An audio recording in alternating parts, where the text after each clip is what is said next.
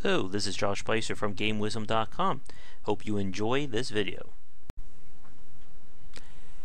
Hello everybody, this is Josh Bycer from GameWisdom.com, where we examine the art and science of games. Welcome to a very special stream here on Twitch. This is, I think, the first time we are doing a actual interview-like format here. Let me make sure this is all off. Yep, that's good. Normally we've been doing these on YouTube, but we have a special guest joining us tonight, and we're going to see how things go with doing an interview format on the Twitch stream. If you're watching this right now on Twitch, be sure to check out the Game Wisdom YouTube channel, and for those of you watching this recorded, of course, check out the Twitch stream. But let's welcome my guest for tonight. He is an indie developer. We recently spoke on a Perceptive podcast, which will be up probably in a few weeks. Please welcome Robert Swan. Hiya there. Hello, Josh. Hello, people. Hi, Rob. It's great to have you back on. I know we just spoke live or recorded a few days ago, so this is, I guess, the part 2 of our talk. Maybe. I mean, I'll probably end up recycling what I said. I've only got so many anecdotes. I know we kind of started doing our classic ranting of all kinds of game design topics on the podcast, but that's always to be expected when we start talking about, you name it, regarding game design. Yeah, it's a broad subject, right? Mm-hmm. For those of you watching this right now on Twitch, thanks so much for tuning into our live stream. And for both the YouTube and Twitch audiences watching this, if you'd like to see more of these interviews and live discussions on Twitch, please let me know, whether it's in the chat or comments on YouTube. Like I said, this is the first time we're doing something like this, and it's always interesting. So for those of you watching this, like I said, I spoke with Rob on my podcast, which will be up in a few weeks, and this is sort of going to be, I guess, the part 2 of that conversation. To start with, Rob, for people watching this, probably my audience on YouTube who may not be familiar with you, could you sort of, again, like give us a little discussion about, who you are and kind of your background? Okay, I'm a game dev. I'm working for myself at the moment. I've got a background for the past coming up to 20 years in commercial game development. So my first job out of university was at Sony, which I got because I was mucking around on their homebrew dev kit, the Net Eurosi, at university. So I worked at Sony for several years on PS1, PS2, and the Pocket Station, which not many of you will know about because it was quite rightly rubbish and disappeared. And since then, I've worked at a couple of companies you would know, and Kuju, Climax, and then I went to work for a gambling firm, actually, which was very interesting. I learned quite a lot there, some of it good. And for the past year, I've been working on my own project, and that's where I am today. That's why I guess I've appeared on your radar. Mm-hmm. Yeah, one of my followers on Twitch and YouTube mentioned you while I was doing one of my streams and said, you should definitely get this guy on. Both of you can talk about game design for who knows how long. And I figure, why the heck not?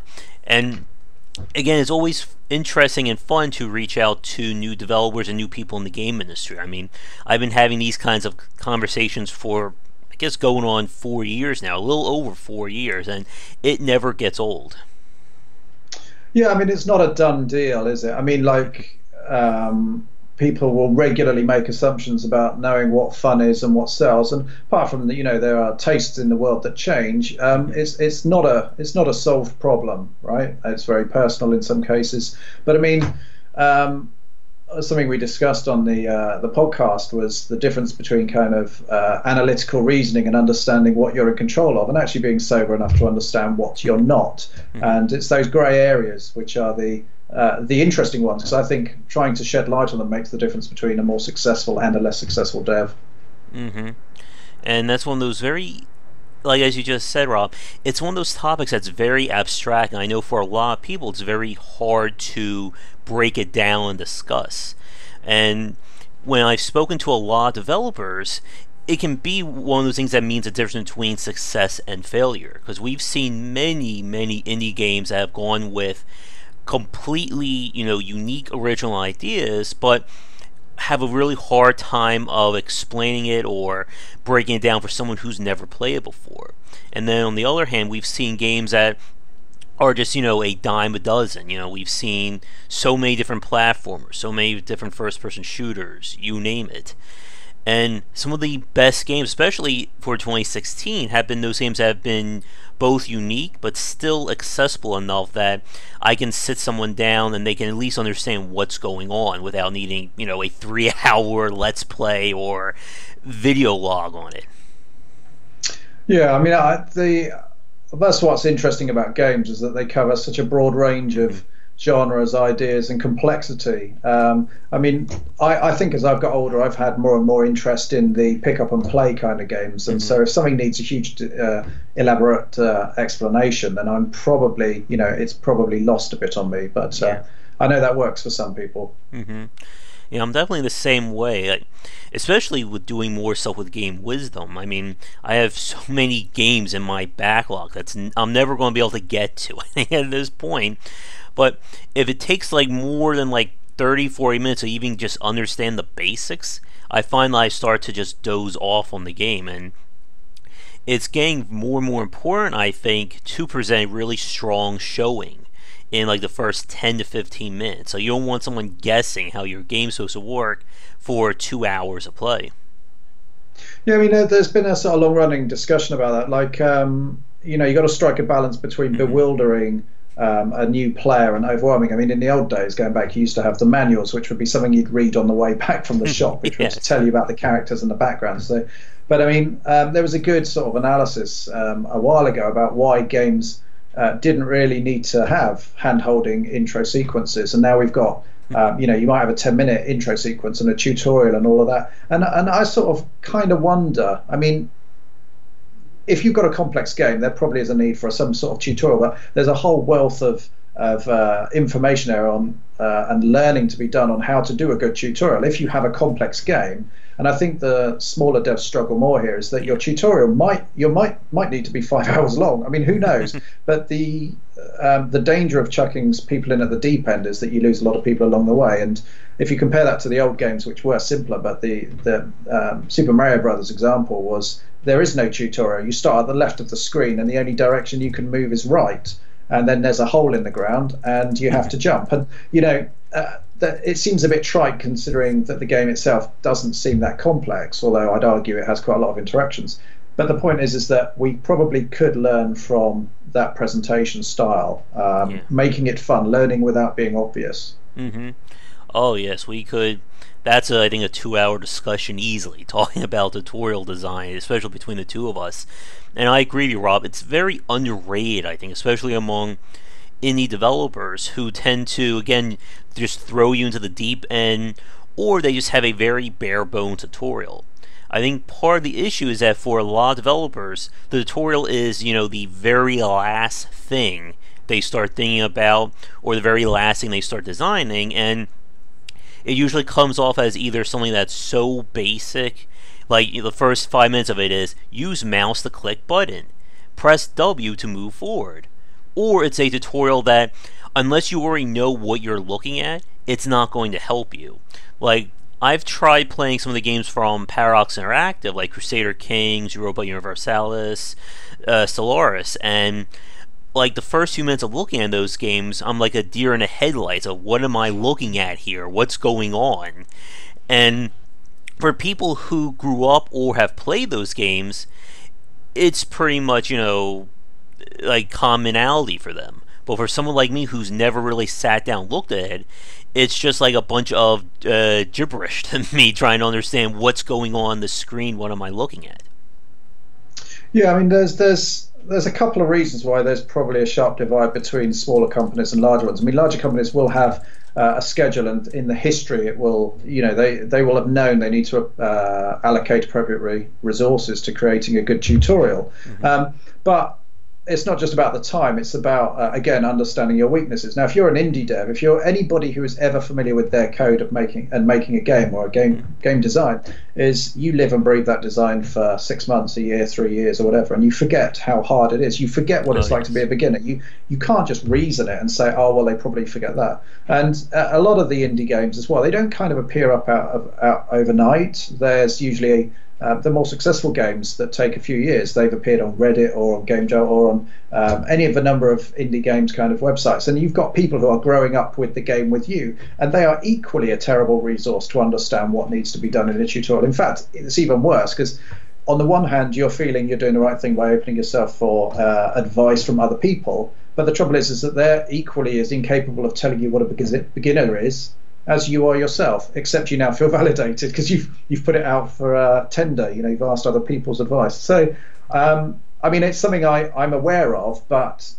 you can never forget that you play your own game too well all the time. Yeah. It's a common problem. Yeah, definitely. And from the Twitch stream, VR Tech said sim-type games are especially hard to make tutorials for.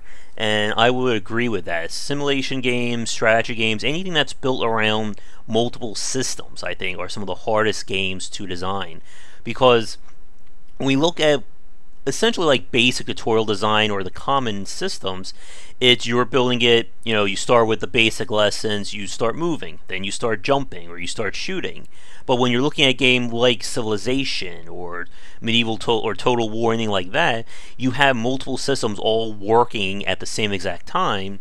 And how do you explain to someone, well, you need to be managing your resources, but at the same time you should be building your military, and you should be analyzing the trade that's coming in. And it just becomes very hard to, again, start someone off in the right direction or point them in the right way of playing and thinking about the game. Yeah, I mean, the Total War series is an interesting one to bring up because obviously it's very successful, it's long running, and my girlfriend works on it as well. So it's been interesting watching the sort of ups and downs of the series, especially when it comes to Total War Warhammer, because something I saw on the football game series that I used to work on was you get to this point where you make your first game and usually everything's fresh and it's amazing, and then for the sequel you have to add more, and then for the sequel you have to add more and mix it up. And the same happens with Total War. Each game allegedly gets more complicated, more systems, more refined stuff, and you're bringing along a whole heap of people that your core audience who've already played the prequel. So adding to them is fine, but the every single iteration is making the game less penetrable to a newcomer, and so they have difficulty levels. And one of the things to do with Total War Warhammer is that it was a design decision to actually ratchet back the complexity, because I don't have privy knowledge too much about it, but the Warhammer is opening up the Total War series to a new audience, and they aren't necessarily the ones that have played all of the previous games. And I hope quite rightly they decided it would be too hard, so they've ratcheted it back, and sequels from now they'll make it more complicated again. But there was a good response to Warhammer because of this. It feels more streamlined, sometimes more obvious. There's less going on, and it's not it's probably still a bit awkward for someone like me to come along, but they do realise that it's a problem. So yeah, good for them. Yeah, and in a post that I wrote about tutorial design, I guess a few months ago, what I was theorizing was that the 3 things you should be explaining to the player is, what am I doing, how do I do it, and then why do I do this? And it's usually the why that I think a lot of developers struggle with, because you can show someone, click here to manage your economy, click here to raise buy and sell rates, but to explain to them why you should do this, that's where I think a lot of games tend to struggle, or especially, as we said, the strategy and sim genre, where again, what you do in one system is going to affect the other 2 or 3 systems. And even that level of abstraction, I think, makes it difficult. Like, when you play a game like Civilization, you could make a game-ending mistake on turn 35 that you may not feel until turn 60, 70, and then you just lose out of nowhere. It's like, what the hell just happened? How did I just lose? Yeah, as soon as you started mentioning this, I was like, when you said about the why, I was thinking, yeah, I mean, like in these games, money, there's economy, right? There's Hmm. money or food or whatever, and you sort of understand about it. So at a very high level, there's a gaming analogy to real life that works well. But Hmm. it doesn't work very well because obviously to get to the point where you may or may not be producing enough of these resources happens 20, it may already be too late. Hmm. And a lot of these games have had more and more sort of analysis screens and advisors and stuff. But do you know what? I've sort of dive into the Civ games every so often, and I can't really play it at any complex level at Hmm. all. In fact, mid game I just tend to just quit and start again because the early part of it's more fun, and I don't have to pay the price for my mistakes. I don't have Hmm. to feel stupid. Um, so, I don't have a solution for these things, but that might be because it's not the sort of game for me. But even these little problems can affect even side-scrolling shoot 'em ups. So Hmm. Yeah, and it's definitely interesting about how for a lot of the action-based genres, you really don't need a complex tutorial because a lot of it's just really baked in to how we play video games. Like, we don't need 20 minutes to explain to someone how to move and shoot in Call of Duty anymore. I think everyone who's playing that game gets it. But it's always tricky when you're trying to explain something brand new to a player. An example of that, last year when I was playing Renowned Explorers International Society, it's a very unique strategy, tactical, and roguelike experience. But it's also one of those games that how do you explain to someone what you're doing in like a 5 to 10 minute tutorial? You're just not going to explain everything, and sometimes you have to leave it up to the player to either push through that learning curve or just hit that wall and bounce off the game. yeah, I mean, different genres come with Hmm. certain expectations on the players. I mean, just to rewind a bit, I sort of think even first-person shooters are a level of complexity above the what I remember. Like if I go back to sort of Quake 2, Quake 3 days, Hmm. there were 6 weapons, 7 weapons. Each of them looked, sounded, and acted very, very differently, and it was very Hmm. quick to work out the, rock, paper, scissors kind of one-upmanship. Which weapon wins in which scenario. And so I could pick up a game like that and play it, and that would extend it to Unreal as well. And nowadays, Call of Duty, yes, I know how to play it, and I level this a bit of Counter Strike as well. But the matchups between these things, I don't really get. Like there might be 5 different types of submachine guns. It's lost on me. Have I just bought a Duff one? And if Hmm. so, why? I don't actually know. Yeah. Um, so I mean that leaves me scratching my head. And again, I actually do like that genre of game, but I kind of struggle through thinking maybe I've made the wrong choices and just scraped through luck rather than judgment. Hmm. Yeah. I mean, for me, like, I find that there's some first-person shooters that I just cannot play. Like, I just completely suck at, and I don't know why. I used to be, I think, somewhat. I'm not going to say professional level back in the day, but like for instance, I cannot play Counter Strike. I can play Left 4 Dead and Payday 2 like they're nothing, but Counter Strike, I am horrible at that game, and I have no idea why I suck at it. Overwatch, I'm averaging about, I would say, 60-40 between being good and bad at that game, depending upon the day, and if I can pick a character that I like. But it is kind of interesting about the learning differences between an action based game and something that's more strategy oriented. I mean, another good example would be the Souls series. All the Souls games are built on you learning the game or you're not going to get far. And it's all learning in real time. You're figuring out the attack combinations. You're figuring out if I'm using my axe, what's the attack length or what's my reach with this axe versus a sword. When this guy does X, can I respond with Y, and so on. Yeah, I mean, if you compare Dark Souls to kind of other action RPGs or whatever you want to call it, like most of them, you can get away in the early days with just running in and hammering the button. And obviously, Dark Souls, the first time someone swings a sword at you, you're dead, Yeah. right? And you're like, hang on, is that a bug? And there's an interesting thing here because I'm similar to you with the FPS thing, and obviously within any one genre, there are these rules that people understand, and I guess from my point of view that's okay, but I would always be looking to have games that are inclusive of others. Now, I think Dark Souls series is an exception that kind of proves the rule rather than a whole new thing. I was saying on the podcast, I don't really think the Dark Souls way of mixing things up and being ultra hard and wearing its heart on its sleeve as a very hard and unforgiving game is sustainable across every type of game genre. It certainly has its pros, but it's not something I would learn a lot of lessons from and apply them everywhere. So I mean, I think again, if Dark Souls again was so hard, you had to be in it for the win, or you just got spat out. And in a lesser degree, that happens to all the other games. And that's why things like, to go to something like Zelda or Super Mario, right? They keep reinventing the games, and yet somehow they manage to include very casual and young players, and yet also have the goals and the finesse for the committed idiots who want to get all of the stars or do speed running. And so from a business point of view, I think it makes sense to broaden your market as your potential audience as much as possible. But equally, Dark Souls is an example of taking a niche and nailing it really, really well. It's just, to me, that would be higher risk. So and I think we also went more about that on the podcast. The Souls games, as you just said, Rob, they are very much focused on on a specific niche.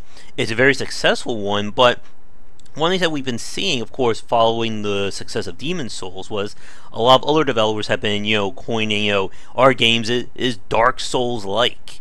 It's just like it, or, we're inspired by the Souls series. And like you said, the Souls experience is such a very specific, laser focused kind of experience that it becomes a lot harder to try and extrapolate that out for other genres. Like, I don't think we're going to be hearing about the Dark Souls 4X strategy game anytime soon. Although that could be very awesome, actually. Now that I think about it, someone should make that game. Lose on turn one. Yeah. I think we're getting back into the area where games developers don't really represent their audience. We're not all-encompassing, all knowledgeable. Now, unsurprisingly, most of us want to make games that appeal to us. You'd be an idiot to make a game that you hate. But again, a sober view would suggest that just because there's a lot of guys, we've been, collectively, game designers and devs have been playing with games for decades, whatever. It's, we have a massive head start on the average game buying public, I believe, right, as a whole. And so I can see loads of interesting things in things like VR or Dark Souls, or all of these things, and yet there's still a long way to go to make that accessible to everyone. In my opinion, I deliberately threw in VR there because I know that that's an interesting topic where I characterize the drive for VR being led not by the customer but by the developers, because that just fits in with what we want, where we see the future. So yeah, and I think that's a really good point there, Rob, about understanding who you're designing a game for. As we were talking earlier with tutorial design, it's very easy for the developer to, get stuck in their own personal echo chamber. And then you don't understand, why is someone having trouble? Why can't people understand what I designed? And there's always been that balance between making a game that's challenging, but at the same time that's accessible to someone who hasn't been following your game for the last year or 2 years, or, subscribe to it on early access. And going back to what we've been talking about with tutorial design, it's that same kind of, again, you have to design a game that you like, but at the same time you still have to think about things from someone who's never looked at your game, someone who doesn't know you from, half dozen other developers that are all pining for their time, money, and attention. Yeah, I mean, I was just thinking of a good example how even the simplest of games can get caught out by assuming people know too much. So, for example, a side-scrolling platformer, say on desktop nowadays, okay, maybe we play with joypad, but the keys are still generally used, and a lot of the games have WASD for movement and maybe space for jump. But actually, if you go onto the Flash world and the portals that do all online games, you know, the I'm trying to think Battlegrounds and stuff. Yeah. They don't tend to use WASD. In fact, a lot of the games use the arrow keys, right? Yeah. And I've actually found myself loading a new game off of Steam and it doesn't seem to work. The defaults don't work, and it's because they've mapped it to other keys. So even in a simple case like this, you've got to understand that you may be making if you can make a mistake on your direction keys for left and right, then you know everything else is worthy of a bit closer investigation. Oh yeah, I've ran into several examples of that with some of these platformers on Steam. Like we're so used to, like I think this goes back to how things have become a lot more standardized over like the last decade, with like the rise of the 360 gamepad and sort of like that standardized control scheme. We become used to certain control methods. Again, WSAD has become hard coded in our brains after all so many games. And there's still some developers, again, like first time, who think, I'm just going to make my UI completely unique and different, and it will make me stand out.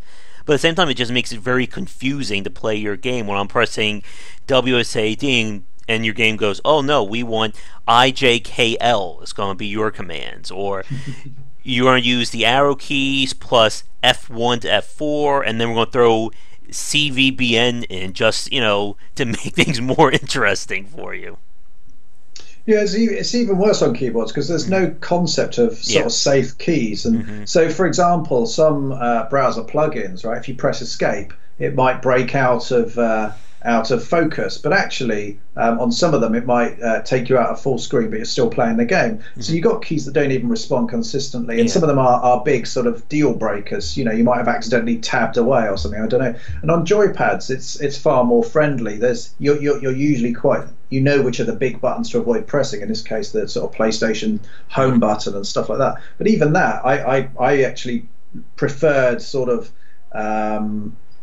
the simplicity of the old Nintendo games consoles because they had fewer buttons, right? And Nintendo, going back to the even back to the GameCube, they actually gave different weighting to the importance of different buttons. And it's funny because I kind of miss that because those joypads, coupled with Nintendo's desires in something like Zelda to have the buttons on screen and tell you what it does. Actually, do you know what? I was never really stuck. I've never been confused in one of those games. And I like that. I like feeling not confused. And like the Assassin's Creed series will be another example of that with their with their paper doll interface that is always on screen telling you what the context is for whatever commands you're pressing. And we've seen more context-sensitive actions become standardized, especially among the action genre. And I think that has certainly helped as well, and it's certainly moved us away from needing manuals, at least for most action games. Now, of course, as we said with the strategy genre, it's always good to have an 80 to 100 page block sitting next to you of trying to understand what do all these systems mean. Yeah, I mean going back to the tutorial talk, what you want to do is you want to surprise people with the gameplay, but not the kind of control rules. Like you don't want to find somebody didn't progress through a level because they didn't realize this button combination or this thing that looked like a door but wasn't, or didn't look like a door actually was. Those aren't the fun ways of surprising the player. There's enough ways to do that in the game, and I think you're saying like Assassin's Creed has got this overlay. I remember back with Zelda on the N64, it actually had a map of the level, and I was like, that's really weird, but actually it meant I wasn't worrying about something that was quite boring, which is where am I. And I worried more about the game solving the puzzles. And I think UI is really a barrier to enjoyment, right? It's very rare that a UI is fun or a control scheme is fun, so you really need to make sure it doesn't trip people up. And we have some conversations in the Twitch stream about standard control schemes and stuff like that. And this reminds me of a talk or a video I did, like with a 360 controller like this. We have a neutral position. We have a neutral scheme. How we're going to hold this gamepad by default. And the most important buttons, or the ones that are critical to playing, should be within easy reach. And as you said, Rob, with a keyboard, there is no quote unquote like a neutral scheme. Like we can say, ASDF, JKL, semi, but when it comes to video games, each game can have its own place for your hands. And it then becomes harder depending upon how developers have positioned things. Like, from some of the examples in our stream, like, if my hand right now, my left hand's on WSAD for movement, my right hand's on the mouse. If you put a key command for, if you're using like P semicolon quotation mark, how am I going to reach that in the middle of a high stakes game if I'm busy on the left side of the keyboard and my right hand's on the mouse? And as we said, like, these are things, it sounds very simple, but it's very easy for first-time developers to mess up on when it comes to just where my hands are going to be when I'm trying to play your game. Yeah, I know that games allow you to reassign the keyboard, but to be honest, I've always felt that customization is an excuse for poor design, right? Yes. So I can't put it any more polite, but the reason standardization is very desirable is it's not even about you and me understanding how to play one platform or another. What about people who are left or right-handed? What about people with accessibility issues, people who are colorblind, whatever, the OSD? But keyboards especially, in consoles, there's quite a big deal, and there are charities set up to make alternative controllers for people who may only have one hand, right? But because the joypad, with its number of inputs and locations and generally how they're used, trigger buttons tend to be used in a particular way over face buttons. L3, R3 clicks tend to not be used, fortunately. But those have they have some kind of meaning and familiarity that means that an alternative controller can rely on that when it's coming up with an alternate control. And with a keyboard, or people even just making their own crazy joypad control schemes, that accessibility is lost. And I sort of didn't really think about accessibility much. I thought I knew a bit about it, but once and I can't remember the name of it, but there's a website that talks about levels of accessibility and awards levels you can award a game because it's accessible. Like at its most extreme level, the game can be played without a TV screen for people who are blind, right? And some games won't fit that genre. But when you got back down to people who have only got one hand, well, do you know what? Why can't 99% of games be played with one hand? But they will have to, they'd have to jump through hoops for that to happen. And I think it's not that every game has to be playable by everyone. But if you come from the point of view that if I spend a bit more time thinking about this and adhering to good standards because they have already had these considerations taken into account, then it's easier to be more inclusive with your game. And why wouldn't you do that? Yeah. And going back to the gamepad example, like with the first-person shooter genre, following like the release of Halo for Xbox, that sort of became the standard blueprint for a control scheme for first-person shooters on the consoles. And as you said, Rob, once a standard has been found, or once there's become a popular method or a popular scheme, you shouldn't need to reinvent that wheel. The work has already been done for you. Just, take it and figure out a way to work it into your game. Again, we're not going to get unless we're talking about, specially made gamepads or control schemes, this is going to be what most people are going to be working with. They're not going to be using a gamepad with 4 analog sticks and 2 gamepads or anything like that. And it's important to take into consideration of how people are going to be interacting with your game when it comes to designing it and, again, making it more accessible. Yeah, one of the regrets I have for these controllers is that they have so many buttons. If I pick up the PS4 pad, where you've got share options and the PlayStation Now, admittedly those are sort of operating system level ones. We've got 4 triggers, 4 face buttons, 2 clicks. That's 4, 8, 10 buttons. One of the things is that it's an unthinking designer's approach that says, well, we've got 10 buttons, I can do 10 different things. And it's like, well, if you go back to stuff like Zelda, that showed that actually you can pretty much do everything with two buttons. Admittedly, the yellow buttons get used when you're playing the ocarina, but that's a very specific thing. But when you're running around, like they took out jump, so there's no jump button. And those things are radical changes. But if you plan from them for the start, you can have one button that changes push, pull, climb, use item and stuff like that. Whereas nowadays, if you're not careful, you would just go right one button for each, and you now got a proliferation, and you need a tutorial, and all of these things flow from not being careful about your limiting your design as much as possible. Yep, and it's definitely becoming. Sorry about that. I had to try adjusting my lighting just a little bit because it seemed like I was.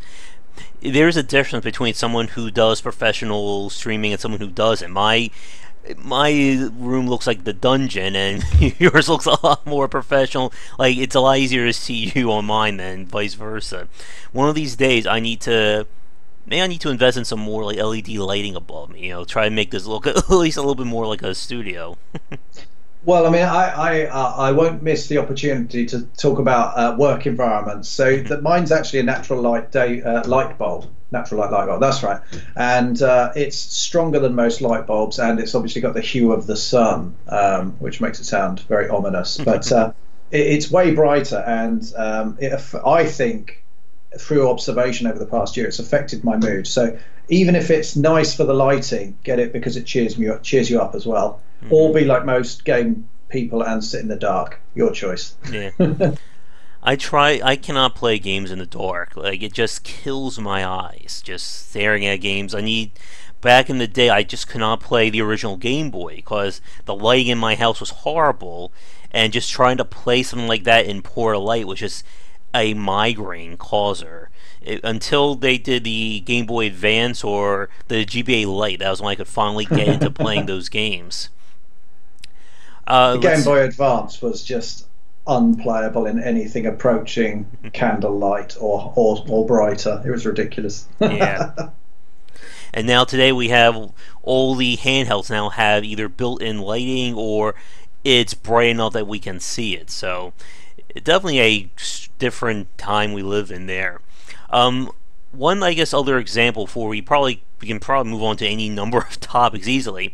I think going back to what you said about Zelda, it's always interesting about how Nintendo has refined the control schemes for the Zelda series.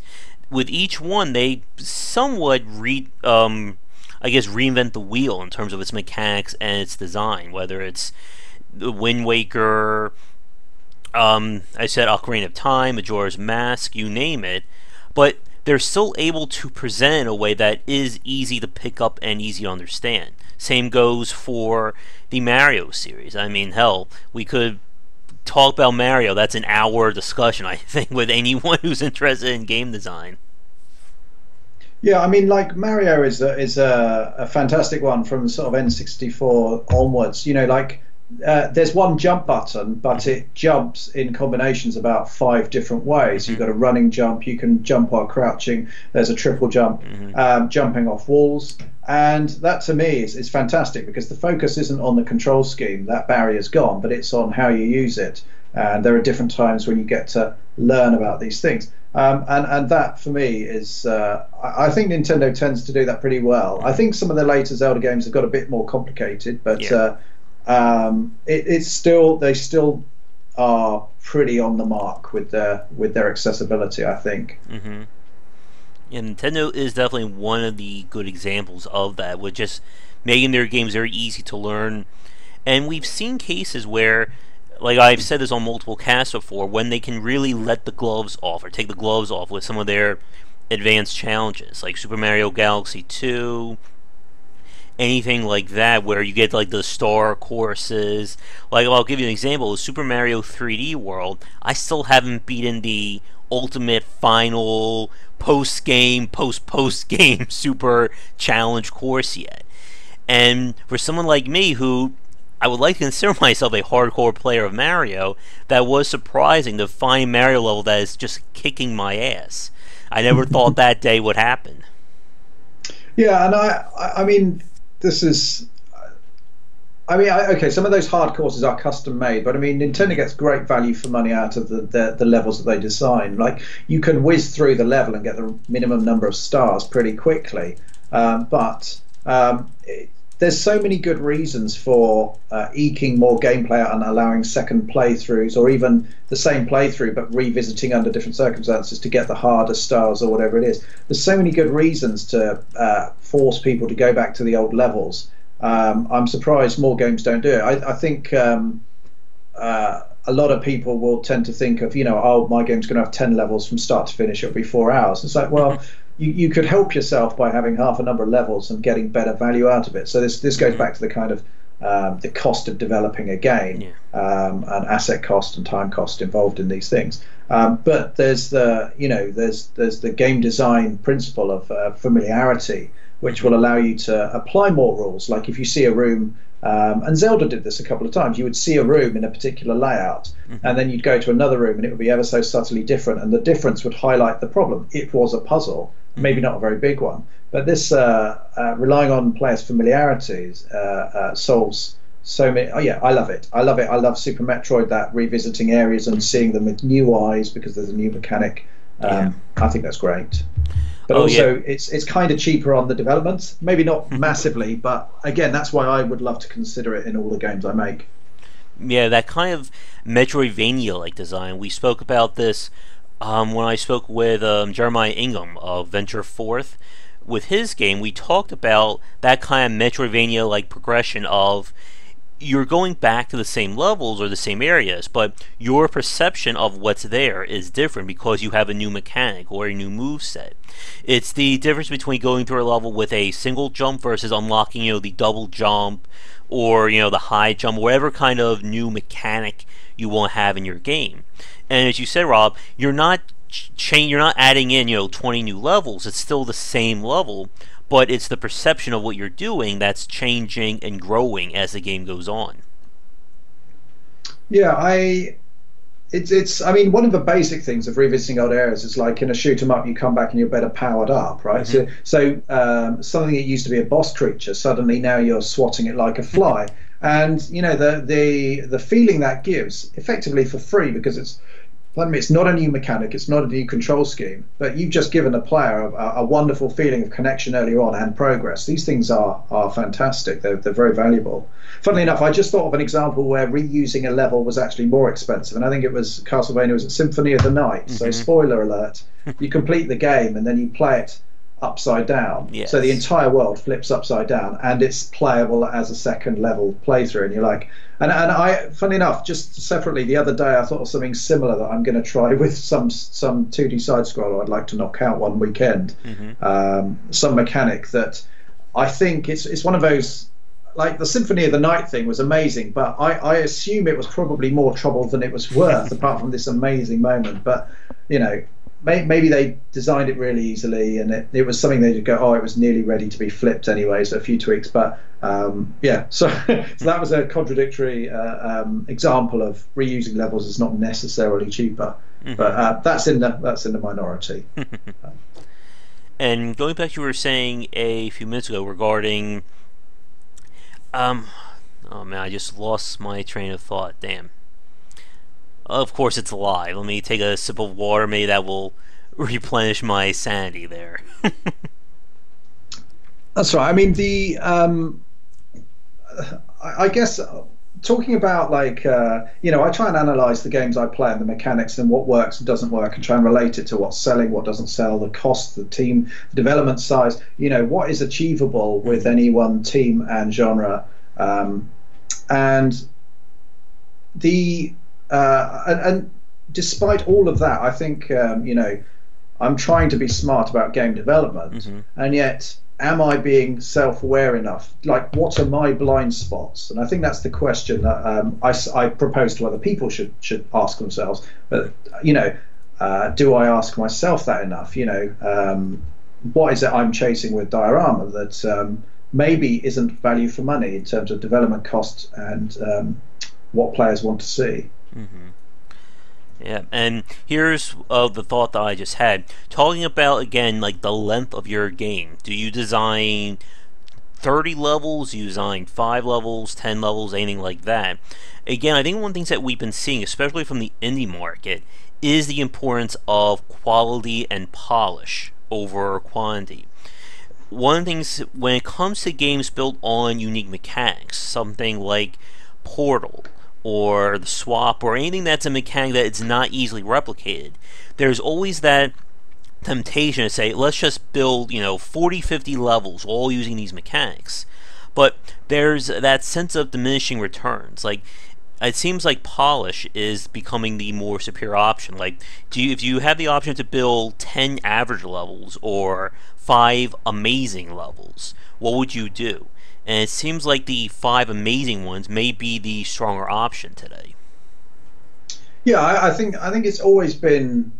I think that's a kind of a no-brainer. But the trouble is that you second guess yourselves, and there may be external influences that change that. So for indie devs, once you've made 5 levels full of ideas, that might be good enough, but then the doubts will creep in because you can complete them in half an hour, right? So, gosh, my game's only got half an hour gameplay because I can whiz through them. Maybe I should add more. But then, the ideas get watered down or they're not the best ideas. A commercial game I worked on for Disney, we had, I don't know, let's guess and say 7 levels with different tile sets and slightly different mechanics, but a different vibe to each of them. And then Disney said, oh, well, we can complete the game in about 2 hours or something. It needs to go up to 4 hours. And this was like a month before release or Gold Master equivalent for cartridge. And so we didn't have time to do anything. So we had to redo some, duplicate some of the tile sets and then copy those levels. And because the nicer looking levels had a lot of bespoke graphics, it was harder to reuse them. And basically, because Disney wanted the game to be longer, we had more levels and they were very poor quality. So that was an external kind of influence. But that kind of reasoning, I suspect, will affect everyone. I would be very interested to see how long people play a lot of games for. Like, what is their considered value for money? Now, I kind of put a value at if I buy a game for a £5 and I get 5 hours gameplay, I think I've done very, very well. I will pay 40 quid for a game and get 15 hours good value, and I think that's okay. So, but it's like bearing in mind on Steam, you can get games for like 10 pence. And the developer of that probably still thinks he needs to offer like 5 hours gameplay. But I wonder whether that's actually the case. Like, is there a place we can go and compare the cost of games versus how much people expect to get out of it? Because if there is such a statistic, then we should be studying it to see what is considered acceptable, and then making that time, like let's say it's 2 hours for a £2 game, making that a meaty 2 hours rather than a watered down 4 hours. Yeah, and that kind of price to game comparison is a discussion we've been seeing a lot more, especially as more discussions about quote-unquote what is a video game is coming into play. Like talking about, again, price per content, there was a lot of arguments when Gone Home was released for, I think it was $20 or $24 for a game that's only maybe 2 to 3 hours long. And it's becoming a lot more of a debate, especially among gamers, about how much money these games are going to be worth, especially when we throw in early access and Kickstarter in the mix. Like, I've seen the people complain, I don't care how long your game is, you're charging $30 for that, why don't you just make it $10? Or a game, again, as you said, like, your game only has 5 hours of content, or we could be saying like 3 hours of content, and it's more than like $3, screw you. And we're even seeing that among the mobile development as well, with, again, the price per content is so muddled, especially with like the free-to-play and freemium designs, and how they're trying to get who knows how much money out of gamers, buy our pack for $50, or $100 for the whales and stuff like that. Yeah, I mean, somewhere there's two kind of ends, awkward and annoying extremes of the argument of pricing, and somewhere in the middle there is a section of games that could tweak themselves massively and learn a lot from it. But I mean, like the people that say, "Oh, this game should be $10," they're just blathering idiots. Everybody wants something cheaper. That is an argument without data or merit, right? But on the other hand, like I haven't actually played Going Home, right? And you've described a game with 2 hours gameplay for $25.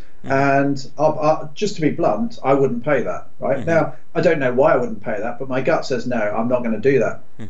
But and what I've read a few kind of post-mortems by indie devs where people have complained about the price of games, and then they've come back and said, well, we need this much because the games cost this much to develop. And this is the other extreme. So on one hand, you've got the customers saying, I just want it cheaper. That's meaningless. And on the other hand, you've got the developer saying, well, it cost us this much to develop, so we need to make money. And actually, that's equally fallacious, right? Because the value doesn't come from how much it costs to make. The value comes from how much fun it is to play. So, whenever I read these devs saying, well, okay, it's a reason, and it's a well-explained reason, but it's not a good reason. The fact that you took 4 guys 4 years to develop, well, you made a mistake, right? You should have either have not developed it, or been more efficient and done it in two years, or found another funding model, or not made your game. It is trite and meaningless to whinge at the end of a game to say it doesn't sell. Do you know what? Most games don't sell, and the fact that you took, say, 4 times higher cost to develop it than you could have done, that's your mistake. Don't charge me 4 times higher. So, and I'm not applying that to going home, but I'll probably have a look after the stream. I'm interested in finding out what the debate is about that.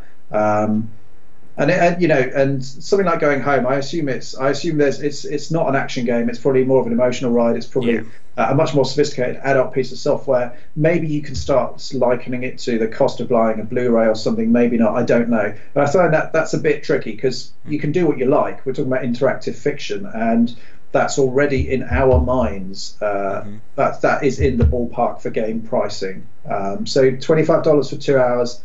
I could afford it, but I wouldn't. So, yeah. And I think another part of this debate is, again, the transition from 100% physical media to digital. People see like digital content as quote unquote being the lesser value. Like if your game is digital, it should always be cheaper than a physical copy. But I don't think the argument holds too much water, considering the fact that the game is still being developed as much. But as you said, Rob, there is those two extremes of pricing. We're still seeing $60, $70, and even like $80 games when you throw in season passes and DLC from the AAA market. And for a lot of people, it's just not worth that amount. Like for me, it's very rare these days for me to be buying games at full price, full retail, unless it's, like a Nintendo game or a Blizzard game. And with the amount of sales that are coming out, it's very easy to wait. I mean, I'll give you an example, like Doom Doom earlier in this year. I keep forgetting it came out in 2016. It seems such a long time ago. It retailed for $60, and then like 3-4 months it was down to like $35, and then a month later it was down to $30. And again, this is in less than a year of being released. It's already being marked down 50%. Yeah, but I mean a lot of that is the response, publishers responding to how the market, where it makes most of its money from. And that kind of hockey stick graph of payment, the majority of your profits are made within your first 3 weeks of sales for a box product. But that's always been true, going back to the cartridge era, back with the NES and the Master System and all of that. That's always been true. And it's very rare that games have long legs. And so I'm not surprised that's still the case now. So what you're saying, just to view it now, it seems weird that the price drops. But actually, that isn't really a surprise. We've been doing that for 20 plus years, and the DLC and season passes are publishers trying to find ways to eke that money out as they're entirely able to. But I mean, going back to box product versus digital, it's even box product price drops massively unless it's something like a Nintendo game or Diablo or something like that. But most online games do come out at the same price, whether it's on the PlayStation Store or whatever. But on Steam especially, all games seem, or 90% of games, all at some point end up being in a sale. And funnily enough, and a lot of the indie games end up in one of these myriad bundles to the point where you can pick games up for like 5p, 1p, minimum price, whatever. And so the choice is that if you want to play the game on day one, yes, you'll have to pay a premium price for it. It's the same with a film. You can go and spend sort of whatever it is, $10 on a ticket at the cinema, or you can wait 2 years for it to appear on your TV at Christmas for free. Those are the choices you have, and kind of complaining about a medium where we know price reductions happen regularly because you've missed out on playing with your mates. That's the opportunity cost of playing with your mates, is to pay an extra $20. I don't have a problem with this high price dropping, maybe because I'm just used to it. I would always argue that maybe games could be cheaper. The digital thing, the trouble is that the games market, rightly or wrongly, has settled into games cost X amount, and they've risen less than inflation. So actually games nowadays, even box product for consoles, are cheaper than they were 10, 20 years ago. In real terms, it doesn't feel that way because their actual RRP is higher in numbers. But the fact that that's always been the case, I kind of scratch my head, because when we moved to digital, what didn't happen is everyone goes, oh great, we can suddenly, we've cut out a huge amount of the supply chain. Suddenly, particularly with PC titles, we don't have to deal with publishers. We can sort of go straight to Steam. So if you ever saw one of the breakdown articles over the past sort of 15 years to do with how much does a game cost and where does the money go, so something, let's say Sony, a PS4 title is 40 quid or $40 or whatever it is, how much of that goes to Sony? Well, it's actually quite high. You're paying for the production and the packaging, so that might be like $6 out of 40 or something stupid. But don't quote me on the figures, but they are of this magnitude. And then Sony gets, say, another $10, and then your publisher might take another $10 on top of that, and then the retailer takes a huge chunk, and then you, the game dev, are left with $3 out of every $40 game sold. And so, in our head, it's an amazing magical mystery world where if we go digital, hey, I can charge $30 and I'll get $27 of it. And of course it doesn't work like that, because we weren't in control of the means of distribution. So people like Steam move in, and what they've done is they've lowered the sort of costs from $40 to the consumer to say $37, but then they're soaking up all that extra money that could be going to the developer. I mean, I say that's not strictly true, because Steam and these other portals generally take 30%, but it doesn't equate to much money for the developer, not really. And we shouldn't be surprised, because we do create the product, but we're not in control of distribution. And some of the other some of the more altruistic things, like itch.io, or I still don't know how to pronounce that, but itch, they seem to be more altruistic, so you can pay what you want, and people are trying these things. But as we said in the podcast, Steam has already got market share, mind share, it's number one, and I find it hard to complain too much if they're taking 30%. I think that's not unreasonable. It's just that what hasn't happened with digital is that suddenly everybody's making a lot more money. They're not, because there's more titles fighting for a smaller slice of a bigger pie, and you end up roughly the same. And the difference in quality, I think, has also become very much a bigger issue. We see, like on Steam, I can go on Steam every day and there's probably 15 to 20 different games being released, whether it's something from someone who spent the last 2-3 years of their life working on it, to something someone just jammed out in 2 days with barely any graphics, and they're charging like $4 or $5 for it. And all that is being put into this blender and stirred around. And one of the things I've spoken to several developers about is the difficulty with discoverability on Steam. It's the same thing with the mobile market. You put your game up there, and within an hour to 2 hours, either it's going to be a bestseller or it's disappeared. No one will ever see it again unless you get a lucky break. Maybe a YouTuber covers it, or some big name mentions it on a tweet somewhere.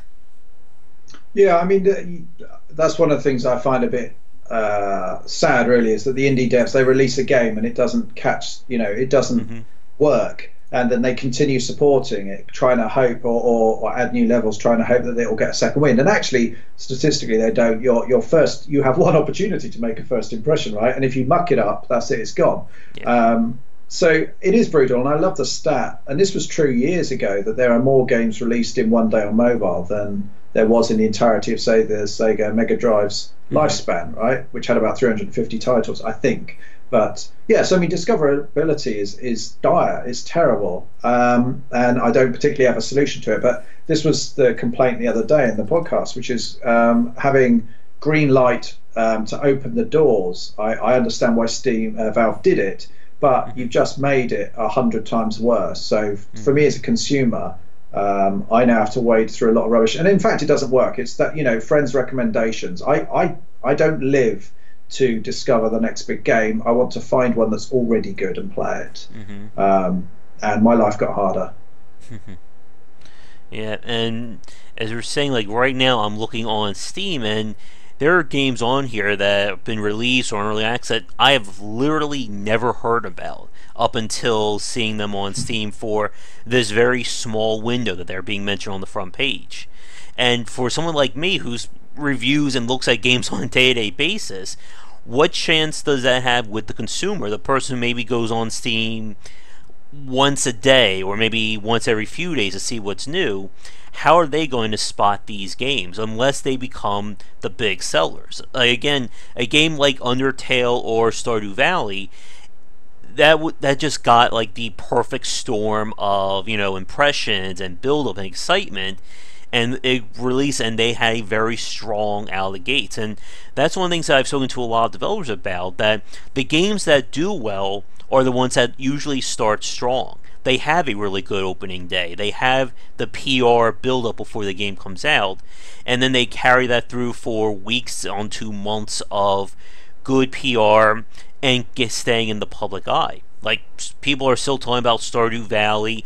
There's still, who knows how many videos on Undertale and people talking about that game. And it's amazing for them, but for a lot of indie developers who think that their game's going to be the next Undertale or the next whatever, chances are it's not going to happen unless you work your ass off to make it happen.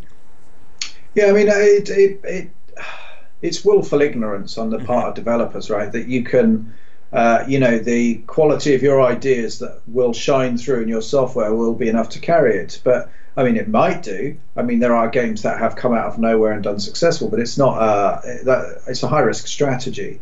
And I know that for Stardew Valley, that game didn't come out of nowhere, right? So there was it had been on Reddit, I think, for a long time. People had been trying to play it for. And were following its development for years, right? So day one, it already had momentum. I don't know about Undertale. I can imagine that Undertale was one of those that was had a unique idea enough that actually it did work. I don't even know if the developer had previous hits or whatever. You know, that's one of the big deals, is success breeds success, right? So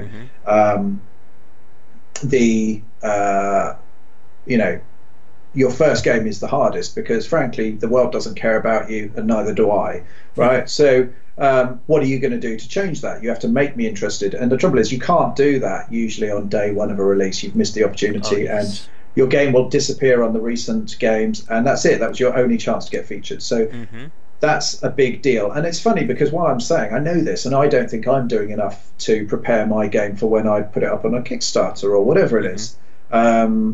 And so I am a hypocrite, and I understand why that is, and it's because this stuff is hard, and it's not the fun part of making a game. Oh, yeah, definitely. We've spoken about this multiple times on the cast, that for a lot of people, they see working in the game industry as the fight between the artist and the businessman. They want to be the artist. They want to make the game that no one's ever seen before. It will heap, untold amount of money and praise and recognition, but then they're like, I don't care about the business, I don't want to do advertising and stuff like that. My game's just going to speak enough on its own. And what we're seeing these days is that's not going to happen. You're not the special magical snowflake game or the only indie developer on the scene. The days where we would only get like one game a week or one game even like a month are gone. Like games like Cave Story, for instance, I think they came out in 2000, I want to say 2002, 2003, but I don't know off the top of my head. That came out at a time when there really wasn't the same indie development screen or scene. Stuff like Introversion or Crow Team, when they can put a game out and there's no one else, really taking that attention away. These days, you need to have that strong foot forward. As you just said, Rob, waiting until the day before your game comes out to make your first tweet about it is pretty much professional suicide these days. A good counterexample of that would be when I spoke with the Darkest Dungeon developers, Red Hook. They worked on the promotion and the marketing and the advertising of their game at least 6 months to a year before they even considered going on Kickstarter. They released promo videos, they made tweets, they got the buzz about it. And then 6 months before the Kickstarter, they worked their asses off to figure out how they want to pitch it, how they want to market it. And as we said, success will breed success. It had a very strong marketing campaign, which led to a really strong Kickstarter, which led to a really good early access, which led to obviously a really good release. And I think they just announced they broke, a million. Oh, they broke 1 million copies sold. That was a post on Gamasutra yesterday from this actual stream. So again, they carry through this momentum. And unless you're able to do that, your game, as we said, it's going to go up and then it's going to disappear within maybe 3 to 4 hours, never to be seen again.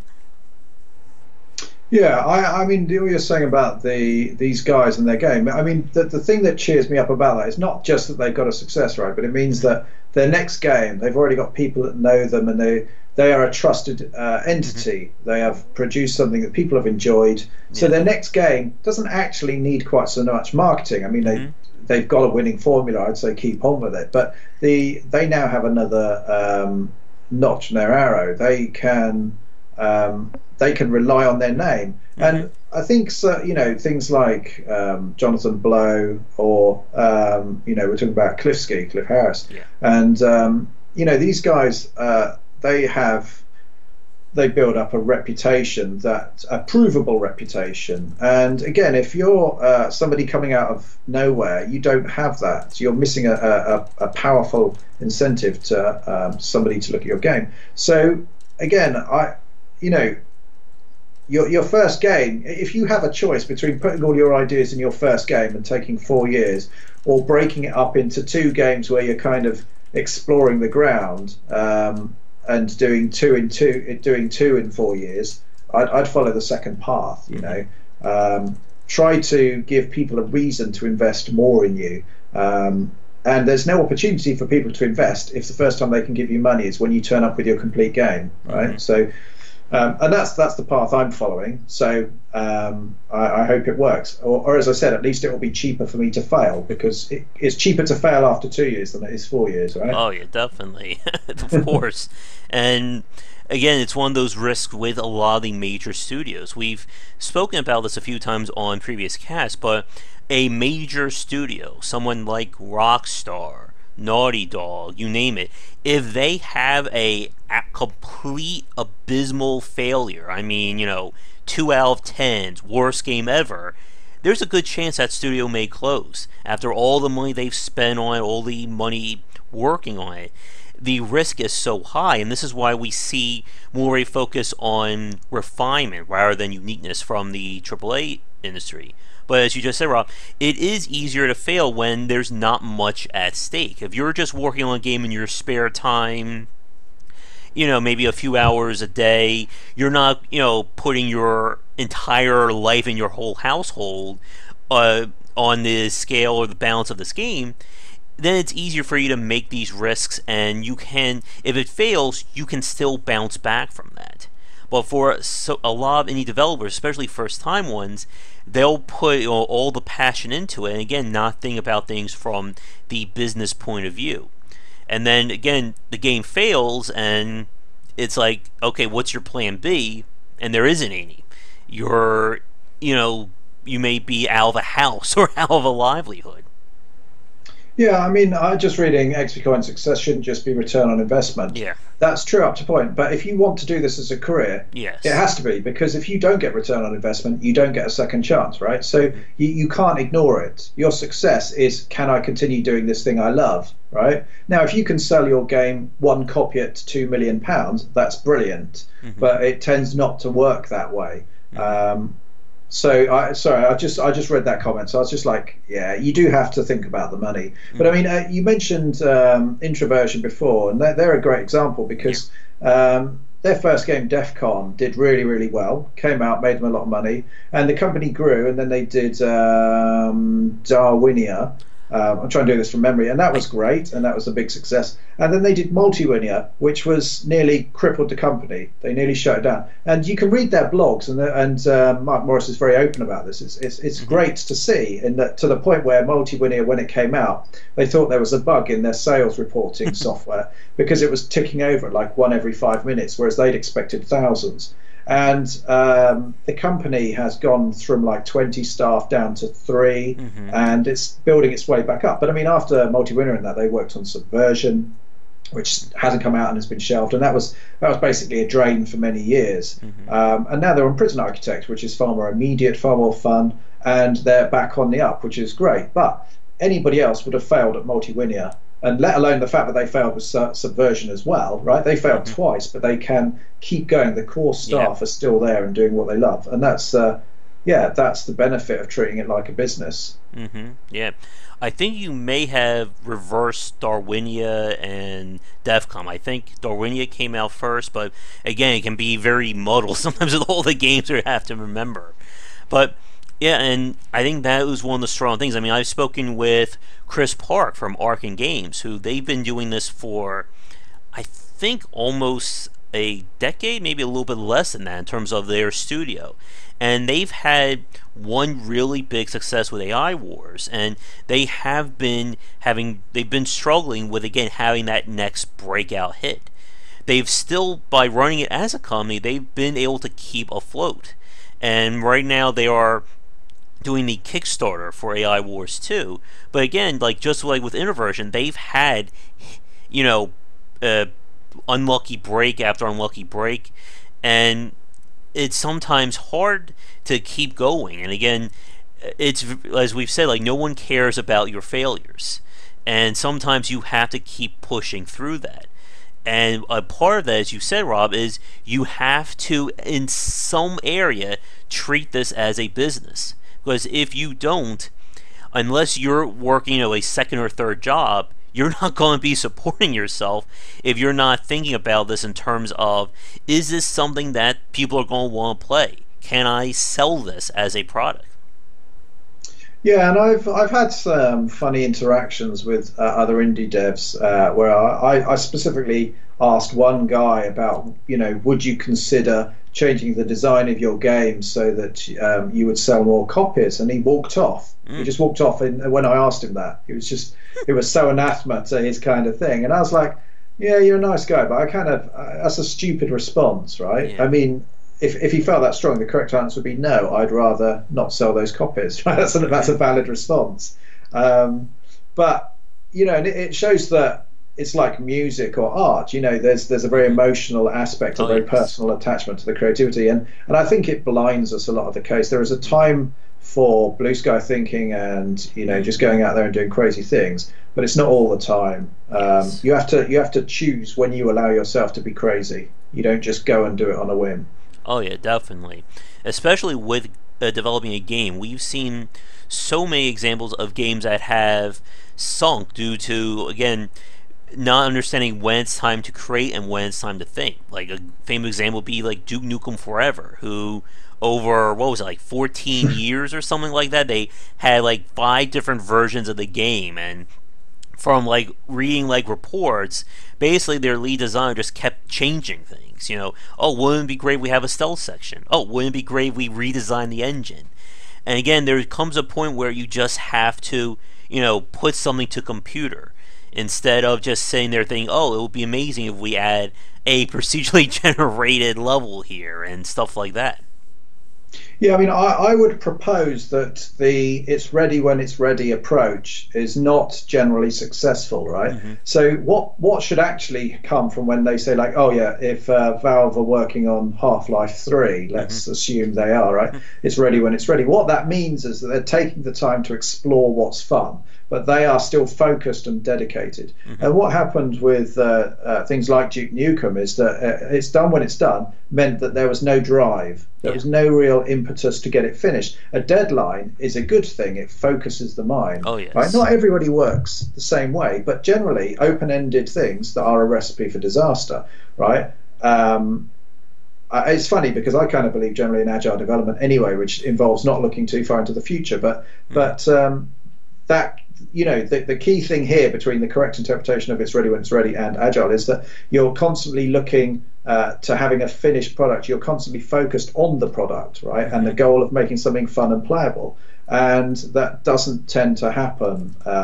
It was George Prasad, I think, who, I can't even remember the company that owned the rights to Duke Nukem. Hmm. But yeah, and he's got a lot of money, and he kind of contends that he didn't lose a lot of money on the development of it, which may or may not be true. But it was more that as you said, it's a bit like Daikatana.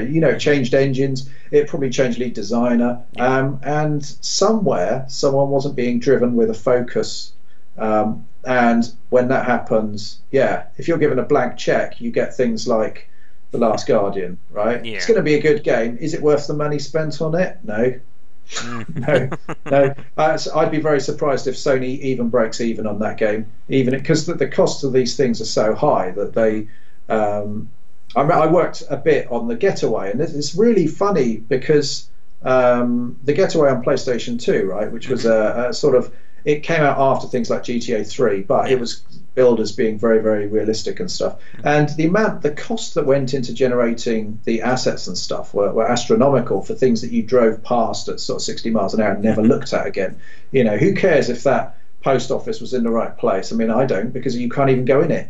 But it was an interesting thing in that if you talk to people, they claim that the game makes money, and I'm pretty sure they're wrong, right? Because they're confusing the sunk cost for the previous development. Now, the example being is that the Getaway was a game that, if you ask, they'll say it took 5 years. It didn't. It took about 10 because, no, maybe not 10, 7 or 8, because it started life as a PlayStation 1 game that was a rally game, and then it turned into a comedy capers game. And each of these, the game evolved slightly. We got a new producer, a new designer, and it evolved. And no one really had to bite the bullet and get the damn thing out. And so then it went on to the next platform of PS2.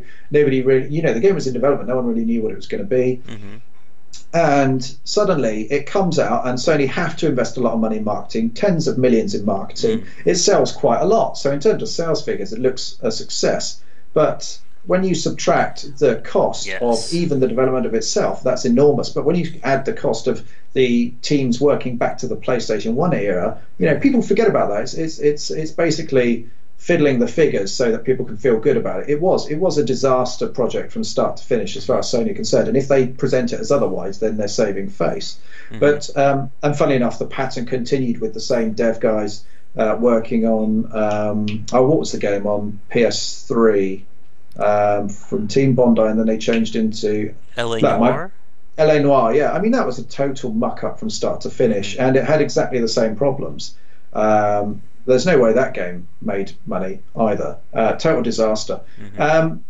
And unfortunately, quite a lot of people think those games are quite good. That's fine, and maybe the sales figures were high, but again, people draw the wrong conclusions and think, oh, there's a model for me to follow. And it's like, no, you should be drawing exactly the opposite conclusions Yeah. from the development of games like that and APB and all that sort of stuff. Yeah.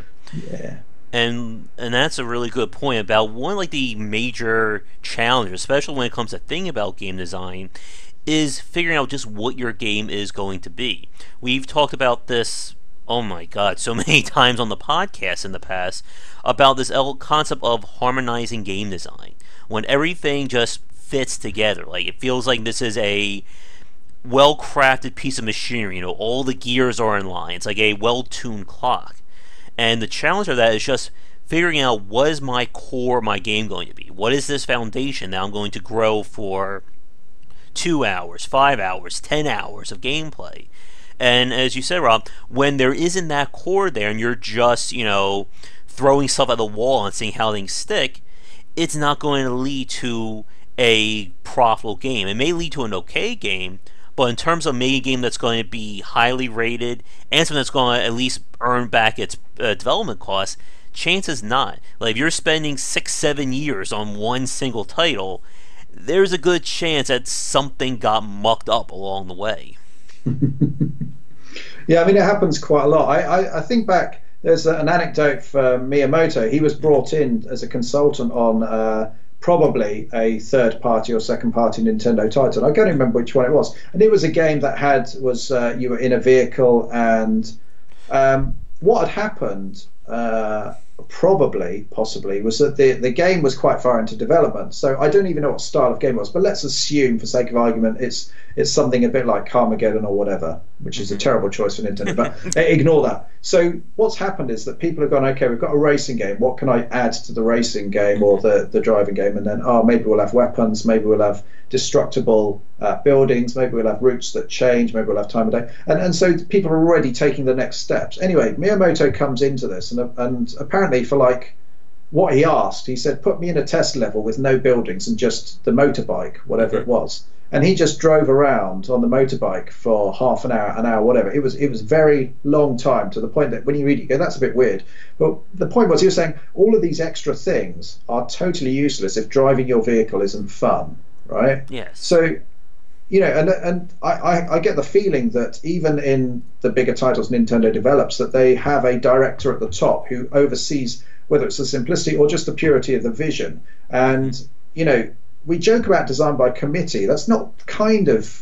It's not to do with the number of people, but it is to do with whether there is a common goal in what you're trying to make, whether that's the feeling, whether that's promoting simple controls or not. I think that's all in the mix, but all of the parts of the game come and speak in one voice, effectively. And yeah, I see that again. Someone like Miyamoto, he's worked on so many successful games. He kind of knows what he's doing, and people like us, we don't know. We don't have a heritage of building up. Myself, I've kind of seen bits and parts. I have conclusions. I think they're probably right, but I don't know that. And I think, if in doubt, go back to the simple stuff. Like, what is the simple base of your game? Yeah. Where is the fun? I mean, like the genre or whatever, they're all expendable. But can somebody have fun with this? Why do they have fun? Find your core of fun and build on it. And it may be puzzle solving. It may be wrestling with the controls. Maybe that is fun. I doubt it, but just make sure in your own mind as the game designer, you know what your core fun feature is, and then every decision after that comes from, will it impact that fun? Yeah. So I've worked a variety on loads of games commercially, on fairly big games, middle to small games actually. So teams of like 20, 30 people or whatever. And the one insight that I do have is that when it comes to working with any designers and asking them about decisions to be made, the ones that get it, as far as I'm concerned, are the guys that have a holistic overview of the game. Meaning that if I ask them a question about how they want somebody to climb a ladder, their answer means they know how it's going to positively or negatively impact shooting a weapon, carrying an item, how fast they move, right? Because without that kind of focus and understanding how it's going to impact the rest of the game, you get lots of bitty decisions, and suddenly you've got a guy, and I'll use the Getaway as a good example here. Like, the guy runs around, and then you reach some stairs, and he goes at walking speed, right? And that's because somebody decided to have the animation for going upstairs at a walking speed. And so you're in a firefight, and yeah, you're running around, right? I've got to run away, and then he kind of skips up these stairs at a snail's pace. And you're like, that's ridiculous. It's totally stupid, and it's because somebody didn't have the overview. And these designers, you kind of know when you're speaking to somebody who gets it, because they won't just say yes or no. They'll then explain what the impact is, and you see that they do care about the whole product. And to be honest, if your product if it's very hard to keep everything in one person's mind or whatever, then maybe the problem there is the game's too big. if you don't have people, Zelda was kind of made. Each dungeon was made by a separate team. I believe the exec producer would come in, Miyamoto, I think in this case, and he would come in and he would reorient all of the designs and stuff to keep them focused. It can work on large teams, but yeah, the last thing you need is some know-it-all who's accidentally making the game worse while being able to sort of pseudo-argue that he's doing a service to the game. Yeah. And I think that's a really good example there, Rob, regarding, again, all the elements working together. Like you said, it's not just about, making a one walk animation just for stairs, or just designing one separate thing for climbing a ladder. It's how everything will integrate into the experience as a whole. Again, going back to the example with Miyamoto with driving the motorbike around. If everything is not built on or complements your main gameplay, then it's just, added fluff or fat that's going to bog it down. If it's not, if you're, like you said, if you're making a racing game and it's impossible to drive your car, it doesn't matter how realistic your tracks are or how many levels you have. It's no one's going to go beyond like more than 5 minutes of fumbling with the controls and saying, "Screw this, let's go play something else." Yeah, and I mean, like, not that it's the best example, but something like Gran Turismo is very interesting because there was a period where it was like super realistic and the handling was amazing, but there was a couple of editions where the AI was rubbish. And so you've got this game that sets itself, what is its fun? And its fun is that it's a realistic simulation. It has ultra high def graphics, it has ultra realistic handling, and then you're racing against idiots, who just go single file around the entire track. And it's like, well, that has taken away from your core concept of fun. And that was a negative. The game still sold, it had a heritage, but if that was their first game, it probably wouldn't have done quite so well. Maybe it wouldn't have survived to be the big series. I say that not knowing when the next GT is out or if they're even working on it. I don't know. Yeah. Yeah, at some point, we have no idea. They're up to, I want to say 5 or 6 right now, but it seems like they come like once every 8 or 9 years at this point, the next Gran Turismo. But yeah. Now, one thing that I wanted to touch on when we were talking about, again, the marketing and the game development side of things, and that was talking about following your success with more success. And one of the things that is very interesting, like we brought up Darkest Dungeon as an example, they're definitely a company that right now, whatever game they're going to announce next, there's going to be buzz about it. Same thing with Blizzard. I mean, as we're streaming this right now, I think BlizzCon is going on, and they've been, I keep seeing pop-ups in my newsfeed of every little detail someone a Blizzard representative says becomes a major news piece for every game site. And I think one of the challenges, especially from an independent developer, I think we may have brought this up on the cast, is the difference between making a game and actually running a company, building something that you can support yourself off of. And time after time, we definitely see the challenges of making your next game. You had that breakout hit. What are you going to follow up with next? And for some developers, they may, continue with what they know. They'll release a sequel or a spiritual sequel, whatever. And then there are developers who are like, oh my god, we have to make something even bigger and grander than before. Let's completely rebuild our engine. Let's do something we've never done before and try and sell it. And time after time, it's the second or third game from a studio that seems to be the telling point as to whether or not the studio will succeed or not. A good case in point would be Clay Entertainment, who they have just had, hit after hit with their games, all being completely different properties, completely different designs, but they found this formula and this order that works for them, and they are continuing to build off of that. Yeah, I mean, continuity. I had an interesting conversation with one of the studio heads at a place where I used to work, at Knick-Knack, which was one of the satellite studios of Kuju, and it was this funny situation because we were still technically getting paid, so you had the same spreadsheet of the company finances, and if you read it one way, we were healthy and making a huge profit.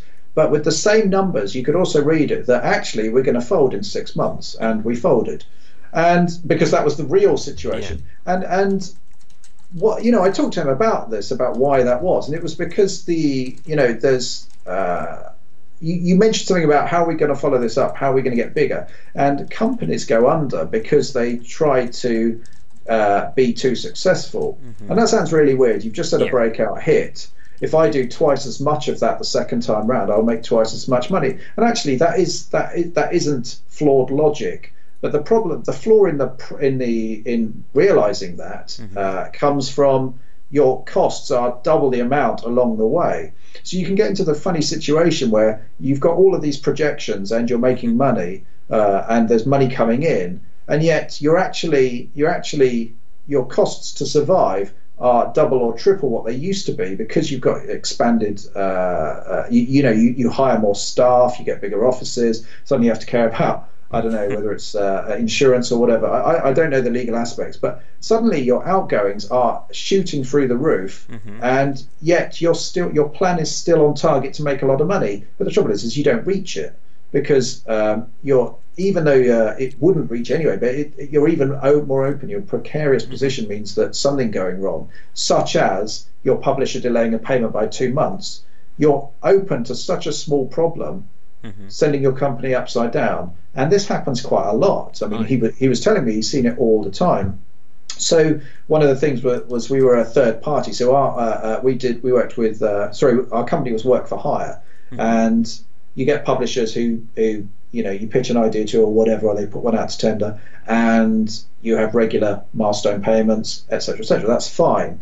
But the problem comes when, for some reason or another, the milestone payments don't come in. Now, there are contractual reasons why that might be the case. They don't like the build, you haven't fulfilled the criteria. But most of these things are a goodwill negotiation, and sometimes you won't quite hit the milestone, but you'll deal in other areas, or the publisher says, actually, we turn out that was unrealistic.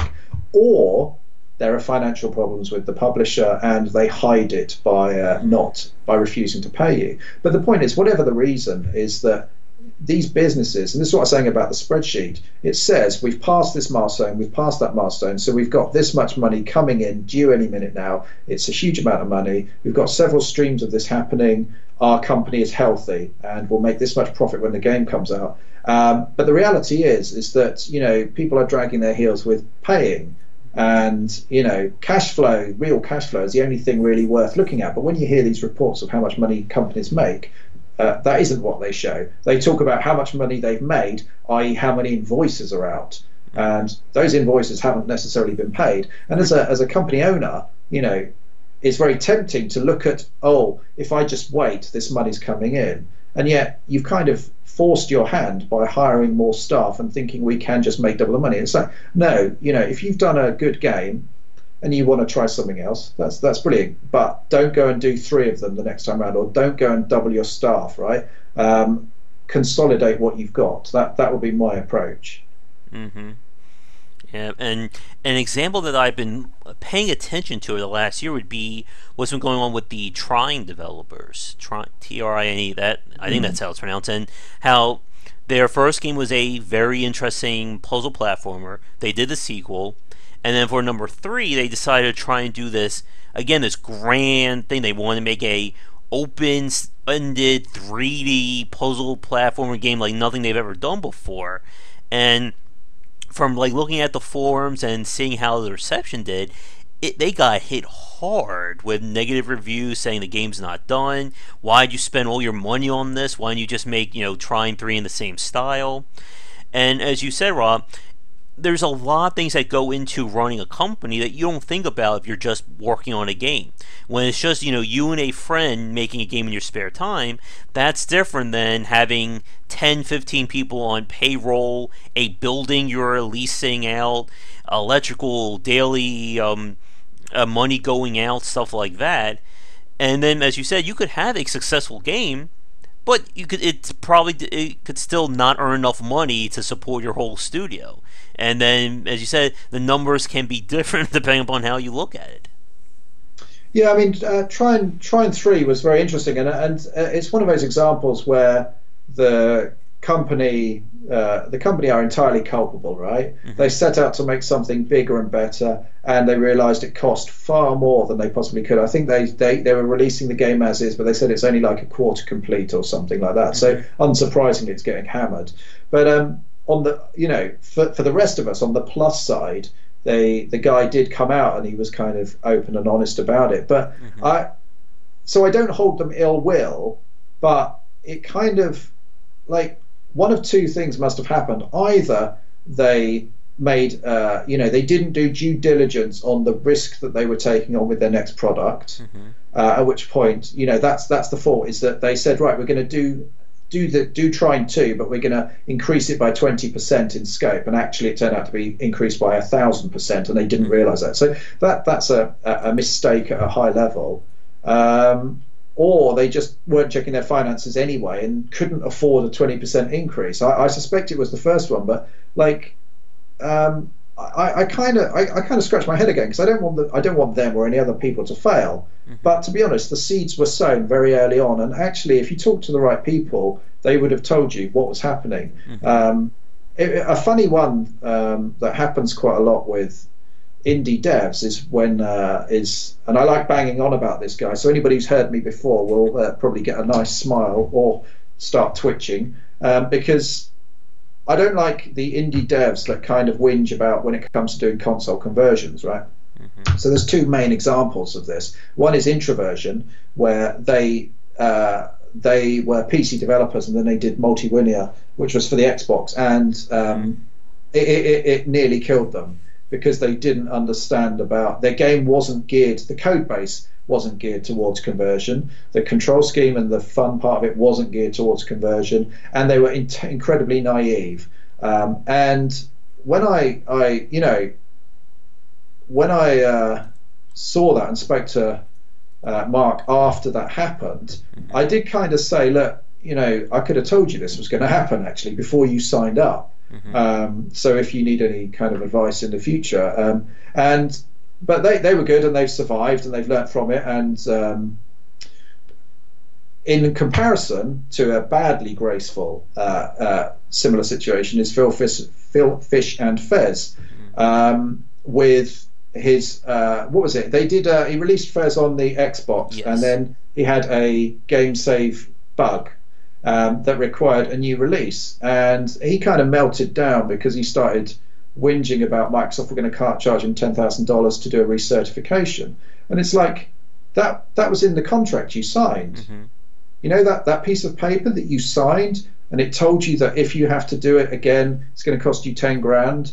So it costs 10 grand, and if it happens again, it'll cost you 10 grand. And I'll just reiterate that, because he seemed surprised when he wanted to recert it, and it cost 10 grand. And I have no sympathy for that. You're an idiot, right? And the reason I'm being impolite about it is because he was impolite about his own mistake, criticizing Microsoft. And it's like, to be honest, if you move in, if you get in bed with the big boys, then it's a different game. I know you said it's a different ball game, but the metaphor would have gone a bit too queasy at that point. So I find it, these are both eminently avoidable situations, which is, if you're not sure of doing something, the information does exist there. You either need to find it online or talk to the right people. Like ignorance or naivety, right? It's not something really you should be feel bad about, but it is an avoidable issue to do. And we've talked about this all before, like metrics in game design,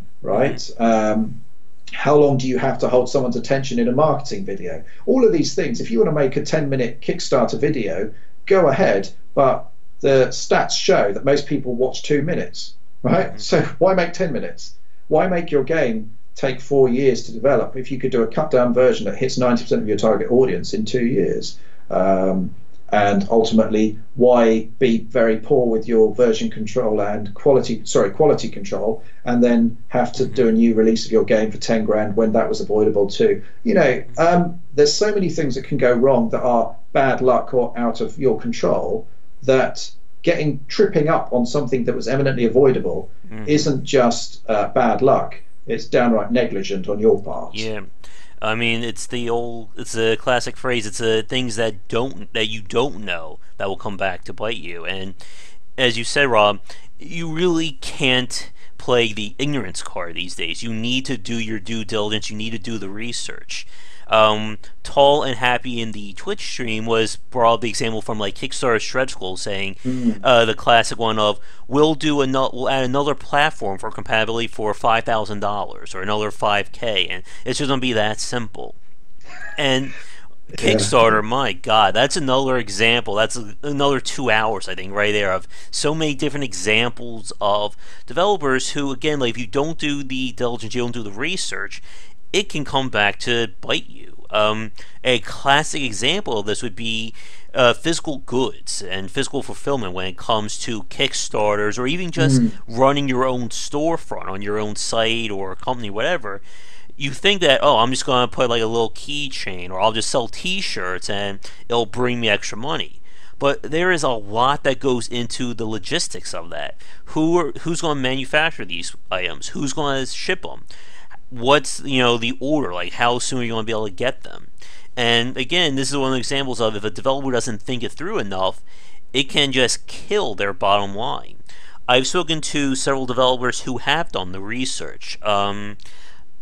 I think his name was Anthony Conta of, I think it was Island Officials. It was a New York base. They do pen and paper, card games, stuff like that. And we had a whole discussion about the thought, the thinking, and the decisions that go into simply making a board game or a card-based tabletop game. And there's a lot there, even down to what's going to be the layout of the packaging, like how are things going to fit in its box. Yes, yeah. These are things that, as going back to your example with the thought process of like climbing a ladder or going upstairs, these are little things that they seem incidental. It's like, why should I bother thinking about this? But all of these little details can come back to hurt you. And like with like physical goods, again, like, are you going to do the fulfillment? Are you going to hire a company to do it? Are you going to deal with international shipping? What about the material you're going to build the stuff out of? These are all little, or I should say big questions that if you don't properly think about, you're in deep trouble. And the other example, before I forget, was the developer behind the new Toe Jam and Earl game, who I'm afraid I am blanking on his name right now. But he knew from the start that he was going to have this whole big physical goods promotions, figurines, models like this big, stuff like that. And he spent like a few months like talking to different manufacturers around the world to figure out exactly who am I going to go with? What's the bottom line? How much is this going to cost? How much should I charge for Kickstarter?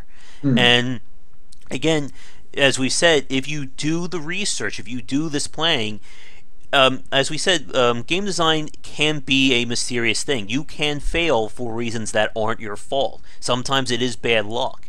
But the more research you do, the more ways you can mitigate the risk factor or the uncertainty factor of making a game and, of course, selling it. Yeah, I mean, the physical goods thing is such a good example of this. I'm surprised anyone's actually bothering anymore. I mean, there's no Kickstarter where at an early stage you can guarantee to be put in such a large order for physical goods from whatever manufacturer that you're never going to get a good cost price per unit. It's always going to be so high. So, I personally, I find it a bit strange that people are still doing physical goods. I mean, but even to go backwards to the very first guy, I remember when the first article went up for Kickstarter, and the guy was delivering T-shirts, and he was saying this crippled our campaign because it ended up costing us more. And you're like, okay, so my initial thought is, oh well, they were the first guys doing this. You can't blame them for getting caught out. And then it's like, actually, yes, you can. It doesn't take 5 minutes to go out to the post office and find out how much it's going to cost to get one of these. You don't have to go, just because you can buy a printed T-shirt from some budget supermarket for like $3, you're not going to get them at $3. You're going to get them at $15, right?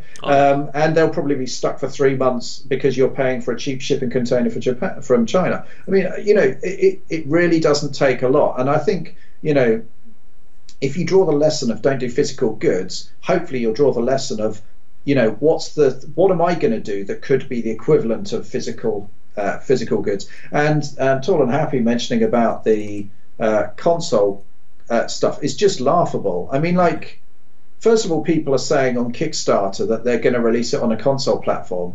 Unless you've got a publisher and a publishing deal, the chances are your second-rate game isn't going to be released. The platform holder will just turn their noses up and walk away. And then what do you do, right? I mean, and the idea, if you're not developing in a third-party engine such as Unity, the ability to convert your game onto another platform is unbelievably hard.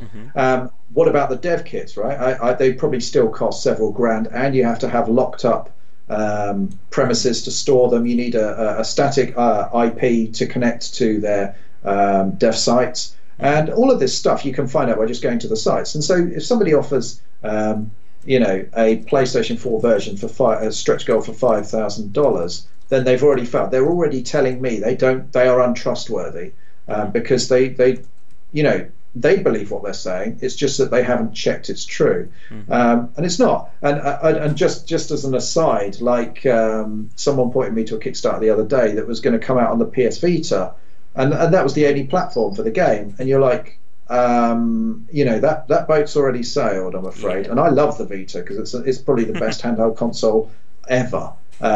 Yes, I love it, but it's dead. It failed. So I wouldn't release a game for that. No. Yeah, and that's a really good point about knowing what platforms to release your game on. Like, I guess this may be some of a tangent for you, Rob, or a tangent for this cast, but what do you think about sort of this growing VR market that we're seeing? We're seeing a lot of developers rush to, they're getting VR kits. We're seeing a lot of developers investing in the VR market, and it still seems very early in it. For like right now as we're streaming this, I know the Rift and the Vive are out. PlayStation VR just came out, I think, a few weeks ago, and it seems that it's trying to become, the next big buzz topic for a lot of developers. So I was just wondering, what are your thoughts on like what's going on with VR right now? Tall and Happy's going to criticize me for this because he has already. I think VR is probably only a notch above 3D TV at the moment. So there seems to be a willful ignorance or a willful lack of comparing the potential market with what we want the potential market to be.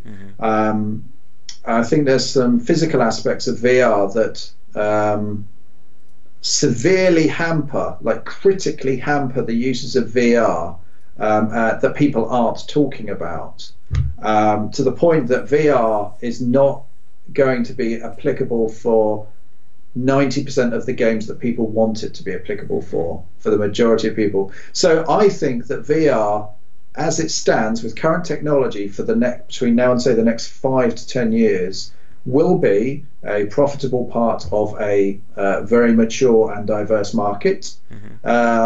It's going to have I don't think, when I say the bubble will burst, what I mean by that is not that VR is going to go away and be superseded by something else. I mean, it might do in 30 years' time. Who knows? What I mean is that there's going to be a lot of studios, games devs, who bet their houses on VR being the next success, and they got a lot of money for it, and the rug is going to be pulled out from under their feet. It's a niche insofar as there's only, like take mobile gaming, right?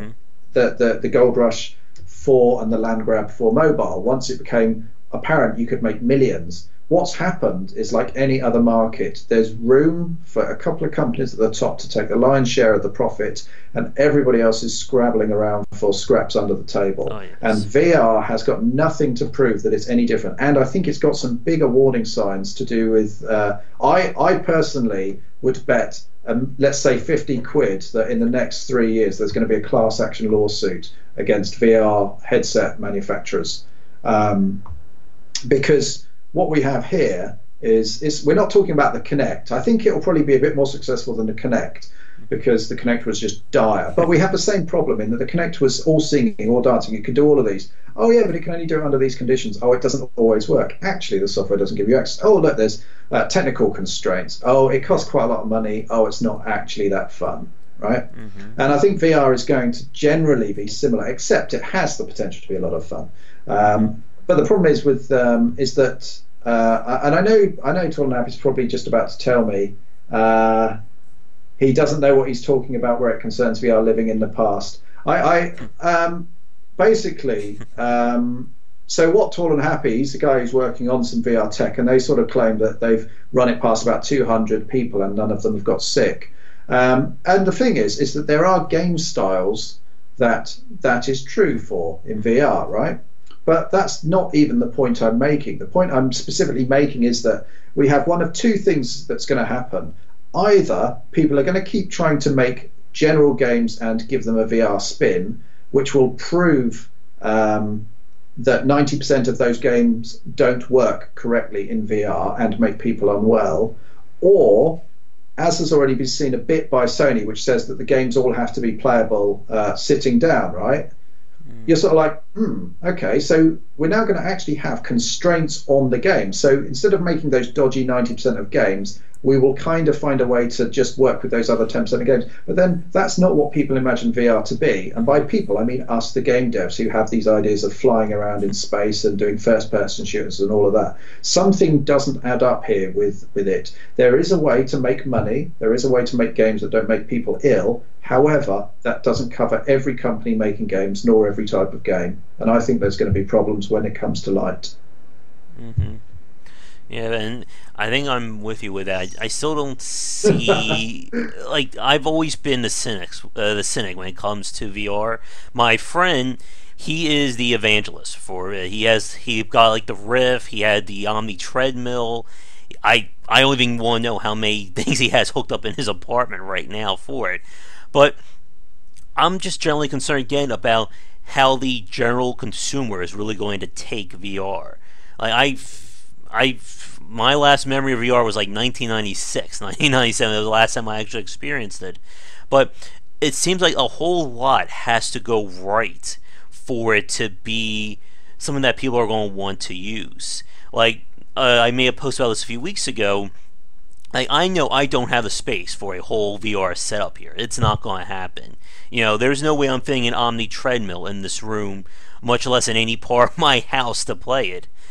I will say, though, that the one thing that I am really excited about with VR and to see where it grows is more of the applications in other industries. I spoke with a developer, I always forget his name, who's a big evangelist for VR. I want to say Jesse Schell, but that may not be his name. I know there are a lot of developers out there. He did the game, the immersion game where you're underwater, you can't see, you can only go by sound.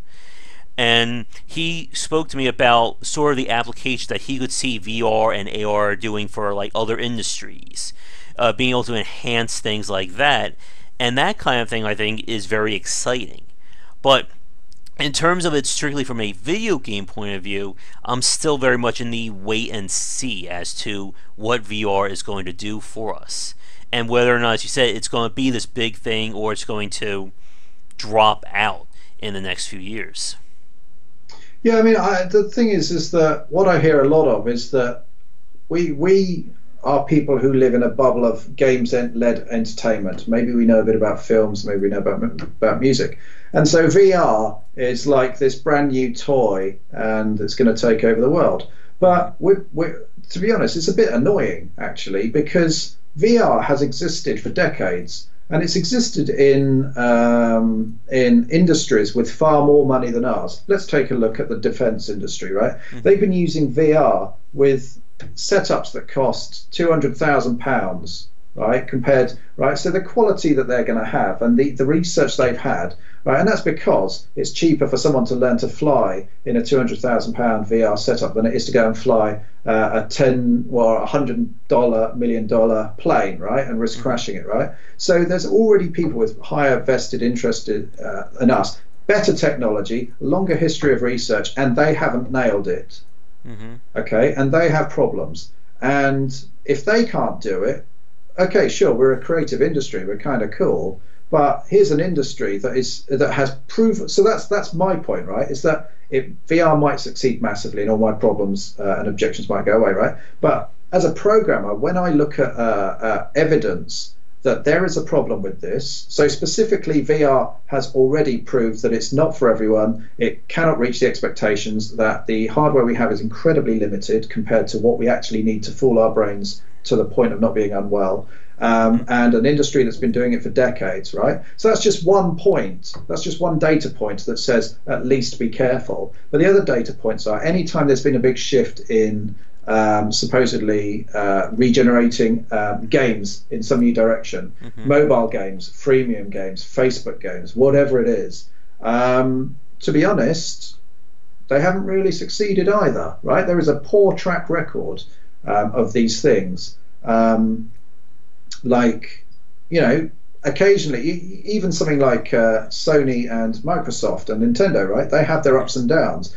Even these guys who are the dominant players in their field, they can't guarantee success. And these are the core consoles. You know, we talk about people not paying for peripherals. Well, there's a proven track record that peripherals don't sell. They do not reach above 10% penetration for the installed console user base, right? So VR is going to have to buck the trend of 15 years of consoles peripherals at a price where they're more expensive than the console, right? So that's another data point, right? Now, the fact that we quite like it and it's kind of quite cool, that is a pro point. But if someone seriously tells me that that invalidates some two large historical data points, I consider them unable to rationalize this. I think they're wrong, and if they're right, it's through luck, not judgment. So in your face. But I quite like this. I mean, I have no hesitation in calling out rubbish where I see it. And the thing is, it's better for me if I'm wrong. So I can take that kind of thing of like, yeah, I don't want all these companies to go under. But to be honest, there's a lot of money being thrown around in VR research and development that frankly could go elsewhere and be better spent. It is unsustainable at the moment, and you know, in a year to 2 years time, there's going to be a lot of devs looking for work. And that's kind of my feeling when it comes to the mobile game scene. I just have not seen anything that's coming out that's showing to be a sustainable form of game development. It just seems that, as you said, it's a market where you have the few big fish at the top who have, you know, taken control. You have Rovio, King. I always forget the Clash of Clans. Clash of Clans, yeah, they just got bought out by a Chinese company, I believe, recently. I can't remember. I could search, but you'd hear the keyboard and then know that I didn't know it anyway.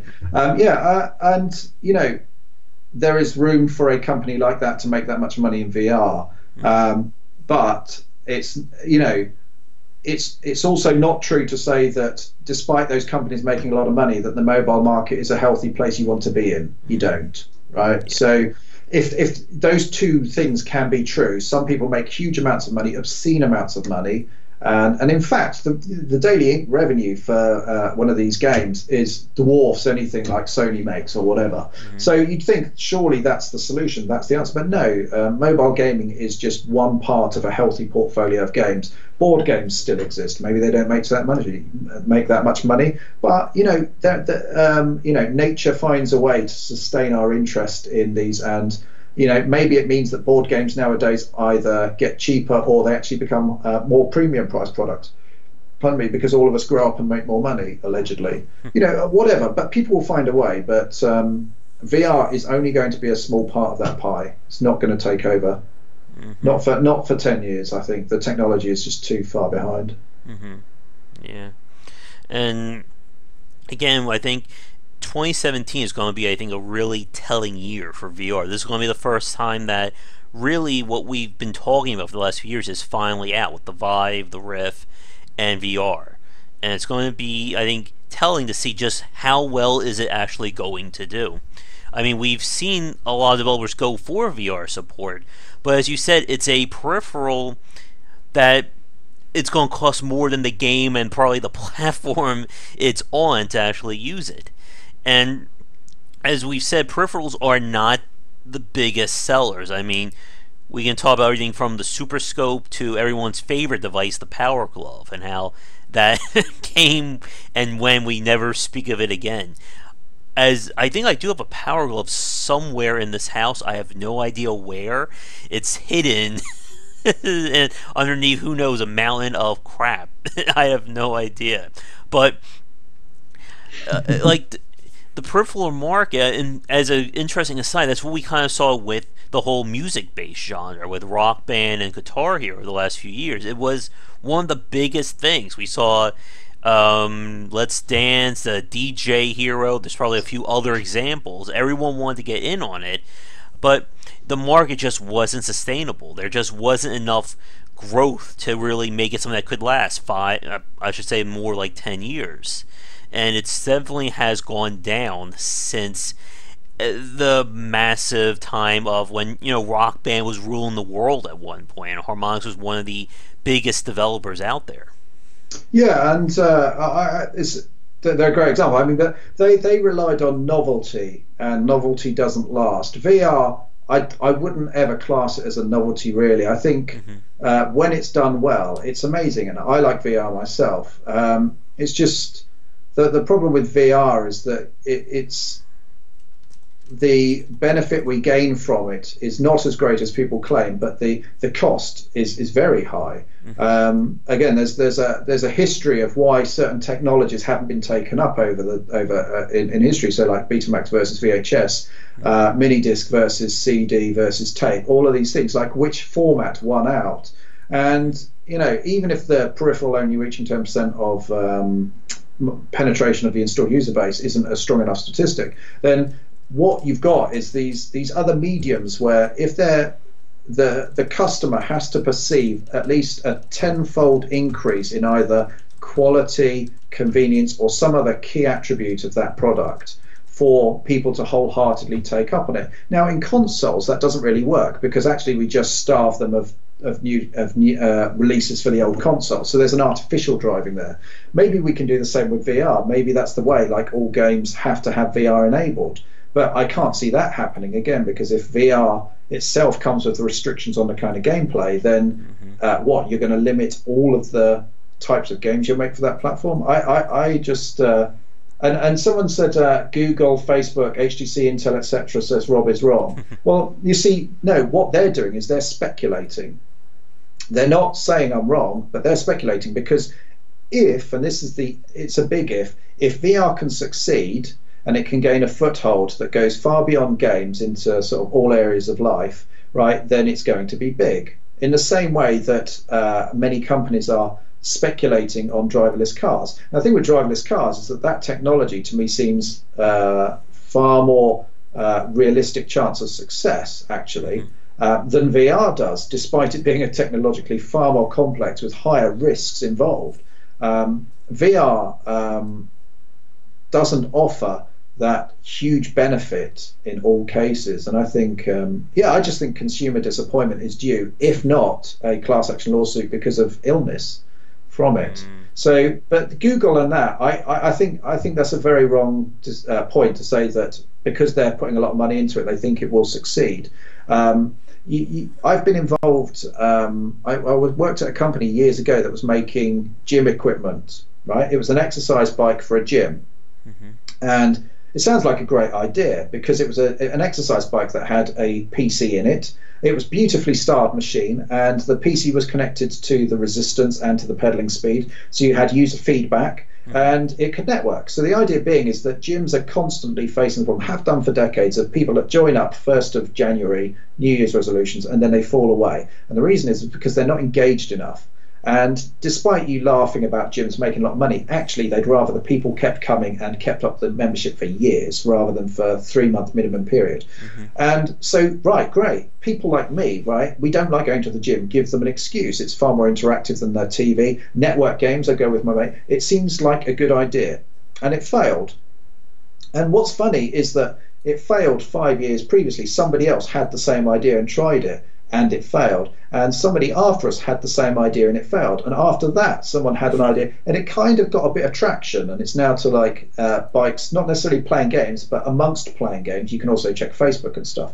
And so VR isn't necessarily being bet on because they know it can succeed, but it's because it's an idea we want to succeed, but its time may not yet have come. So the fact that Google and that are spending fortunes on it doesn't mean they know it will succeed. It means that the risk of being second in that race is too high to not get involved. And the one that interests me the most, funnily enough, is the low-tech solution, which is the Gear VR, because its quality is worse and its responsiveness is worse, and yet it's pretty cheap, because we all, if you have a high-end handset, it's a cheap addition. And that's the one that interests me the most, because it's the one that you could even get to the point, frankly, where you give these things away when someone buys a new phone, right? And the penetration becomes a non-issue then. So and because it doesn't come with handsets and all these other things that require space, by definition, the games that go on it aren't going to require a lot of space. I think that's more conducive to taking off at home. So there you go. I think VR will succeed in some respect, but I think its big success is going to be to the point where we can really break down the barriers, which we still doesn't work for everyone at the moment. So 10, 15 years time, we'll get some amazing breakthrough to do with depth perception, with interacting closer with our eyes, and solve the focus problem, solve maybe a resolution problem, whatever it is, latency, it doesn't matter, but we will have notched it up to such a high quality that it will work for everyone under all circumstances. Until that day, which is not soon, VR is not the second coming. Sorry, mate. Sorry, guys. All right, let me do a quick time check. We have gone over the 2-hour mark for our little stream/interview, and I figure we can probably, again, any topic you give us, we'll probably spend 30-40 minutes on at tops. But I would like to focus, or at least talk a little bit more about the game you're working on, Rob. This was the topic we missed on our podcast, and if we're not careful, we'll miss it on this one as well, and then we'll have to do part 3 at some point. Yeah, but don't threaten people with that. So let's talk a little bit about your game, what you've been developing on Twitch, and then I think that will probably take us to the end for the stream. For everyone who is still with us, thanks so much for watching, whether you are enjoying this live or recorded on YouTube. Of course, as everyone says, be sure to like and subscribe and all that good stuff. But for our big topic, or one of our many topics, let's talk a little bit about the game you've been working on, what you've been streaming regularly about, Rob. And for those of you watching this right now, either live or recorded, to talk for more of our discussion about more of the Twitch side of things and sort of being a streamer, that was saved for the podcast that will be up hopefully within a few weeks by the time you're watching this.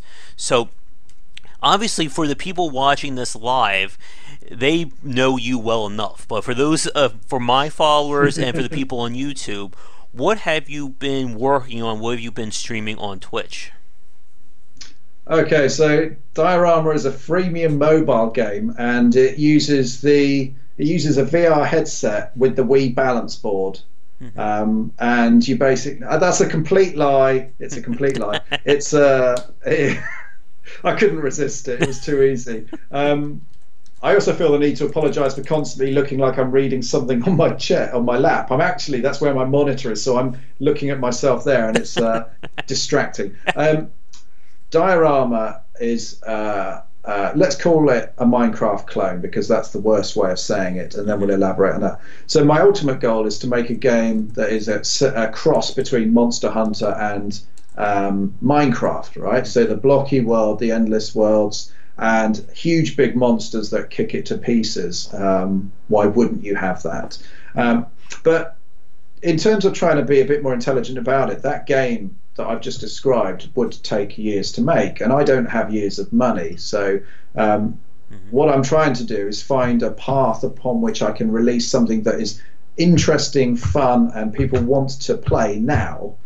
And so what I've got at the moment is Diorama as a moddable Minecraft engine. Now, Minecraft already can be modded, but it's not straightforward. The barrier to entry is fairly high, whereas I'm eating my own dog food. So if you download Diorama now, then the creative game mode in it is written as a mod, and you get the source code because it's all text readable. It's all in Lua interpreted, and you can play around with it, change the blocks. change your landscape generation ability. Yeah, you can add gameplay to it now, and I include a game mode that is a single-player total conversion, effectively, and it's just about, I don't know, several thousand lines of lure, and it's a single-player game that's a bit like Zelda, and it's got a start and an end, and items to collect, and power-ups, and pardon me, the sort of thing that you definitely don't see with Minecraft. And so, you know, the pitch, as somebody else put it, is that it's a Minecraft Gmod. It's not even fully moddable at this stage, as in, sure, I personally look at it and see that there's so many things to add, but it's you can do quite a lot with it already. I'm quite proud of it. I've spent about a year doing it. It's for PC, Linux, and Mac, and when I look at it, there's a load of rough edges, but at the moment we're kind of working on, when I say we, I mean me and the people watching me, harassing me, are working on making it look a bit different, because obviously one of the downsides is if it looks like Minecraft, you're in danger of not getting the brand recognition. Now, there's a part of me that could quite happily live with the insult of, oh, you're just trying to be like Minecraft. If I had Minecraft-like sales, I would be laughing out the other, it wouldn't matter. I'd be laughing from my gold throne. But if I could reach 0.1% of Minecraft's audience who, like me, love Minecraft but hate its problems, the staticness of the nature of the scenery, the way that the multiplayer levels, the servers, they don't engender longevity. People get bored of it. It doesn't. People aren't rewarded for exploring. So you've got a whole heap of people that have invested a lot of time in Minecraft, and they've made some wonderful things. And some of what I've made is pretty darn cool as well. And you know what? It really is wasted art, effectively, because there's no reason, there's no way to share it. YouTube videos aren't very good for sharing your creations. People could join your server, but then you have griefing, so you have to install mods to add that kind of protection. It gets a bit of a drag, to be honest, and most servers just end up rotting away with these kind of wonderful landscapes. So what I'm trying to do is to make them moddable to the point where you could add gameplay. So that would be a reason for someone to come and play your massive Skyrim world, is that there's quests around. But you could do this right now. You could add quests today. You could then package them up. It's just a zip file, and then you just copy the zip file to your hard drive, and that's it. It's available to play. So shareability should be good. And I'm just trying to keep, add extra features that makes it a bit more interesting. So one of the things I'm trying to add will be movable and rotating chunks. The idea being is that one of the first things everyone builds in Minecraft is a windmill. Now there's a mod in Minecraft that allows that, but by building it into the engine, I can have it not just that you can build a windmill, but that it will sustain itself across saves, that it will maybe even appear in the lower level of detail, so the draw distance goes up, and it's controllable via Lua scripting or whatever. Right? I'm trying to give a palette of easy to access functions and models that you can quite quickly customize it, and it will end up just looking that bit nicer than Minecraft, and you'll be able to share it really easily. So that's my goal for the Kickstarter, is to deliver something that shows that, and then over the next 6 months keep building on that, and then at some point, if it's a success, right, is broaden that out to start adding the features to make the game that I want to make, while still allowing people to keep making what they do. There's a couple of things I want to try that are slightly a bit different about the development. So one of the things people on Patreon or Kickstarter will get access to are voting rights. So what I care about is making a game that people enjoy and keeps me in a job, right? I'm not doing this just for fun.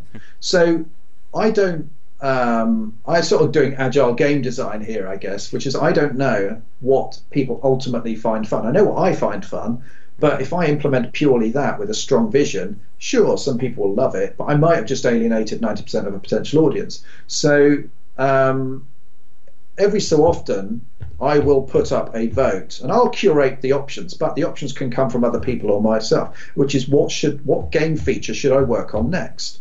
And it may be about ordering features to get important stuff done earlier, or it may actually be taking the game in another direction. Now, I flippantly joke and say if people wanted to turn it into, kept voting in a direction that turned it into a text adventure, it's going to end up as a text adventure. But that's okay, because by doing so, X amount of people must already be sustaining the development, right? So Hmm. I'm not trying to guess what's popular. I'm going to go along with people that have paid for it and they can help steer it. So not only do I think that's good, so this goes back to me trying to be clever and looking for opportunities to maximize money and fun and all these kind of things. So having people invested in the game because they know they're going to have a stake in the direction of it, right? I've just gained people's affections for the game in a way that they don't for other games, right? People are invested more in the game because they are helping make it their game, right? So that's one of those little opportunities that I feel I can take to engage the audience more, and that's the biggest thing I can hope to do to get to become a kind of breakout hit. It's not my marketing that's going to succeed or fail. It's going to be the fans' marketing that succeeds or fails. I will just give them a platform, and if there's something interesting there, then they'll hopefully shout about it. But that's an example of something I'm trying to be smart about. I could spend 10 grand on marketing. I won't, because I think provably it's a waste of money. But if I could get, like, let's say 500 people pay for the game on Kickstarter and it gets funded or whatever, if those 500 people are that invested and I can ask them begrudgingly to go and ask 10 of their mates to look at it, and get a few sales for each of those, that's the growth that will make this a success. It doesn't come from any one particular campaign, to be honest. So the plans to go to Greenlight and early access or whatever it is, they're all optional, right? And it turns out that the Kickstarter, if it fails dramatically badly, then I will be true to my word of being brutal about these things, and I will go and get a job and maybe tinker around with it in my evenings and at weekends, because I still think there's something fundamentally good here. But if I don't reach enough people, then yeah, sure, finish the game early. It's my muse that I want to finish the game. Absolutely, I do. But do I want to do it on a diet of noodles and the cat doesn't get her dreamy treats every day? No, she'd kill me. So, that's a very rational decision about something. So it sounds like I don't care about it, but actually that's not true. I just think the responsible thing is to have a sustainable development model. Hmm. And I think that's very interesting about being able to let the fans sort of guide the development of the game. As we've talked about over like the last 5 hours of our discussion here, there's always that challenge again of figuring out what the core of your game is or what that foundation is. And if you're setting the game up to be, up to the fans and what direction they're going to take it, it's going to be interesting to see how or if it will be able to keep like a core foundation of what you want. As you said with the original pitch, you were hoping for something like Minecraft meets Monster Hunter, which in itself is its own unique design, its own unique philosophy. Do you think, like, when you start opening this up, like, as you said, you're going to be very malleable in terms of how design is going to go and approach and take things? Are you worried at all about, I guess, leaving your core vision or doing something completely out of your wheelhouse? Not really. There's the game that I want to make, which is one aspect of what I'm aiming for. But because that's so far in the future, I feel it would be unwise to set my stall out on that. Like the success or failure of the project does not depend on me realizing that or not. But I have some kind of foundation which can be applicable to any direction we go in. And don't get me wrong, when I joked about becoming a text adventure, I'm not really, because I'll be curating these options, and so the unreasonable ones will disappear. So I'll always have one hand on the steering wheel. But the things that interest me more about maintaining integrity in the product for now are things like accessibility, sharing, simplicity. So like Minecraft, for example, Minecraft's Redstone is kind of amazing, and yet it's fundamentally rubbish, right? So Redstone, people have made amazing things, but they haven't made amazing things because making amazing things is easy. They've done it because they love the game so much that they push through the pain barrier to do amazing things. It's like somebody learning to, painting a mural that's 20 foot tall, but using, a Q-tip or cotton bud, right? You can do that, and that's amazing, but that's not for everyone. That's not a proof that mode is a success. And so there are far better and more simple alternatives to all of these things. And so, yeah, simplicity, accessibility, sharing, and overall a sense of vibrant fun. And to kind of clarify that, I would say it's the difference between Zelda Twilight Princess and Zelda Wind Waker. I flat out totally prefer Wind Waker. I think it is a joy to play. I think it's bright colours, it's rendering, everything screams fun, fun, fun. And the gameplay is very, you know, when you're on an island or in a dungeon, it's quite similar to Twilight Princess. It's the staple of the Zelda series. And yet, one of them just makes me smile every time I see it, and I go hurrah, and a little bit of me, you know, does a dance, but it's not my feet because I can't dance. In a way that doesn't happen with Twilight Princess. In fact, I find Twilight Princess quite a sour experience of going around. It's still got some of the magic, and the design is still great, but I'm out. You know, my time is generally best spent by making things. Doing things that make me happy. And so, for example, in the rest of my life, I make a choice to not watch a lot of TV because a lot of it is quite depressing rubbish. I either watch really good quality series or I watch comedies or documentaries, right? And the reason is I either want to be well informed or have real highbrow entertainment from the series, or I want comedy, because, you know, what you mentally consume, it helps. I believe it helps kind of shape your character. It helps shape your mood. So if I watch miserable TV every day, I'll get miserable. I don't read the Daily Mail. You don't. Oh, maybe you do know that in America, but it's an example of like rotting your brain. It's like supporting Trump or something. And and I can't help but take the opportunity to try and place that kind of simple, vibrant joy as a big part of my of Diorama. Don't worry, I will be trying to make a little horror game out of it, but it will probably be a horror game in the same way that, say, Luigi's Mansion is a horror game. It's not really, right? Right up until I make some game where all of the blocks turn sentient and rip your eyeballs out, and then who'll be laughing then? Yeah. I think we're the same way. We both can't dance, and I generally don't watch a lot of shows as well. I typically keep to like comedy, animated series, stuff like that. But it's kind of interesting about, I guess, like that kind of, like I guess like the difference in the mood that you can get out of those games. Again, Twilight Princess and Wind Waker being a really good example. And I think what's funny is that when Wind Waker was first announced, a lot of people, you know, just like turned off from it. They said this is going to be horrible. Zelda is becoming cartoony. This will never sell. Yeah, but I think in retrospect, it wasn't that people couldn't at all draw any conclusions about gameplay. It's because they thought, you know, they were growing up, right? So the Zelda fans have been around for the past 10 years, right? Or maybe even longer. And so, you know, the more core complaint was it was kiddie. It looked like a kiddie's thing, and that's not my Zelda. And I think history has proved that they were wrong, right? I don't think anybody says that. I think people say it looks amazing, and it stood the test of time fantastically well. And I haven't heard anyone say that about Twilight Princess. They certainly say the gameplay stands up, but in terms of thematic setting and memorable look, Twilight Princess is forgotten in comparison. So I think Wind Waker is a resounding success, and I am very happy to want to copy it. Yeah, and that is another topic right there regarding like how good a strong aesthetic design can be for a game. Going back to what we mentioned, or when I mentioned Clay Entertainment, for instance, they have a very unique art style for all their games. Invisible Ink, Don't Starve, Auction Not Included.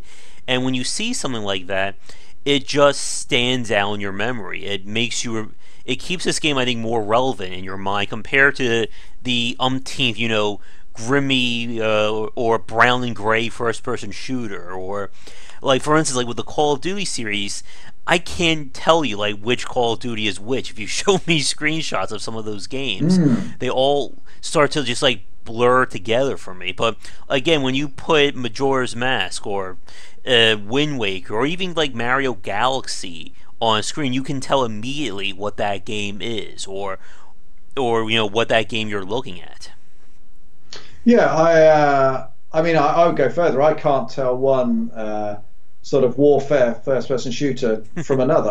It's meaningless to me. But I mean, I've been involved in this. This is because it's a constant fascination with AAA games to be the most realistic. And the trouble is that the more you succeed at being the most realistic, the less you stand out, right? Yes. Because they all end up looking very, very good, which they do. Like I played Modern Warfare 2, and that's the only one I've really played, and I was impressed.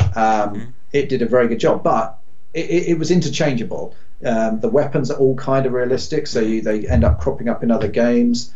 There isn't, the slickness tends to be the differentiating factor. The story was fair enough. It was all right. This was the one with the controversial airport shoot 'em up, and I thought, fairly bold for trying that. But overall, 5 years from now, I won't be thinking of Modern Warfare 2. The reality thing is, I remember it first cropped up. Like the things like Resident Evil was probably one of the first ones to really bring this home, because obviously they're pre-rendered backgrounds.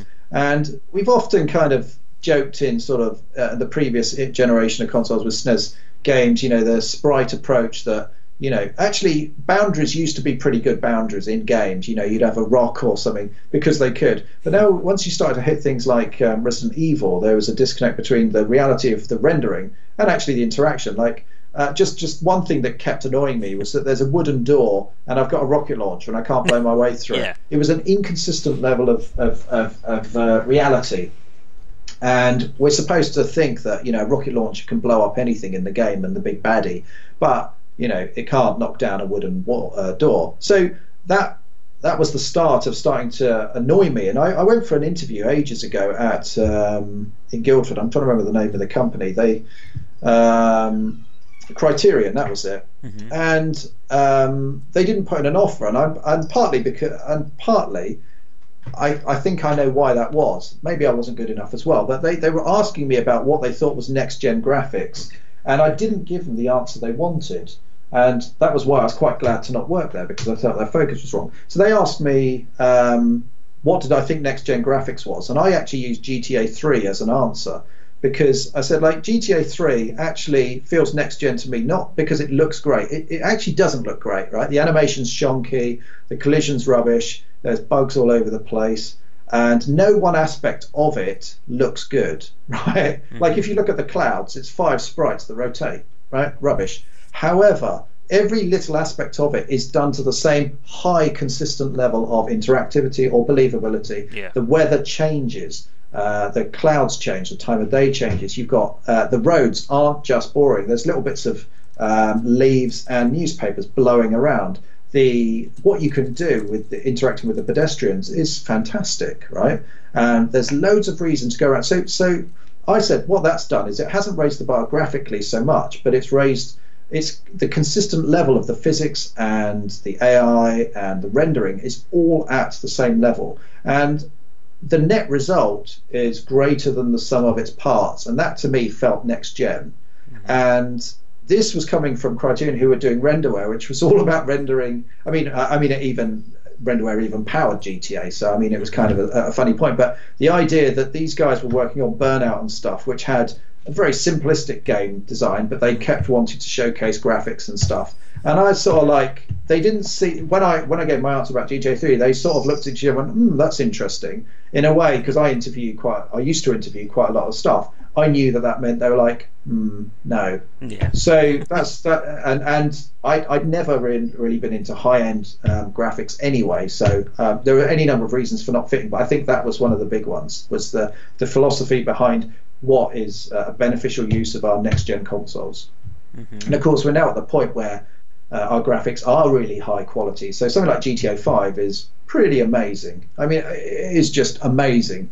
It's technically incredibly complex, but it still maintains a lot of its level. Funnily enough, GTA 4 especially, to me, was dire, because they upped everything and their realism and all of that, but actually they sucked a lot of the joy out. And actually, my memory of GTA 3 was it used its resources better. It was silly, it was fun, it was actually quite joyful amongst all the mayhem. GTA 4 was a miserable game.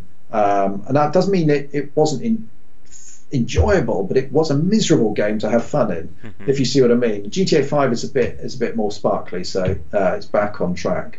Yeah.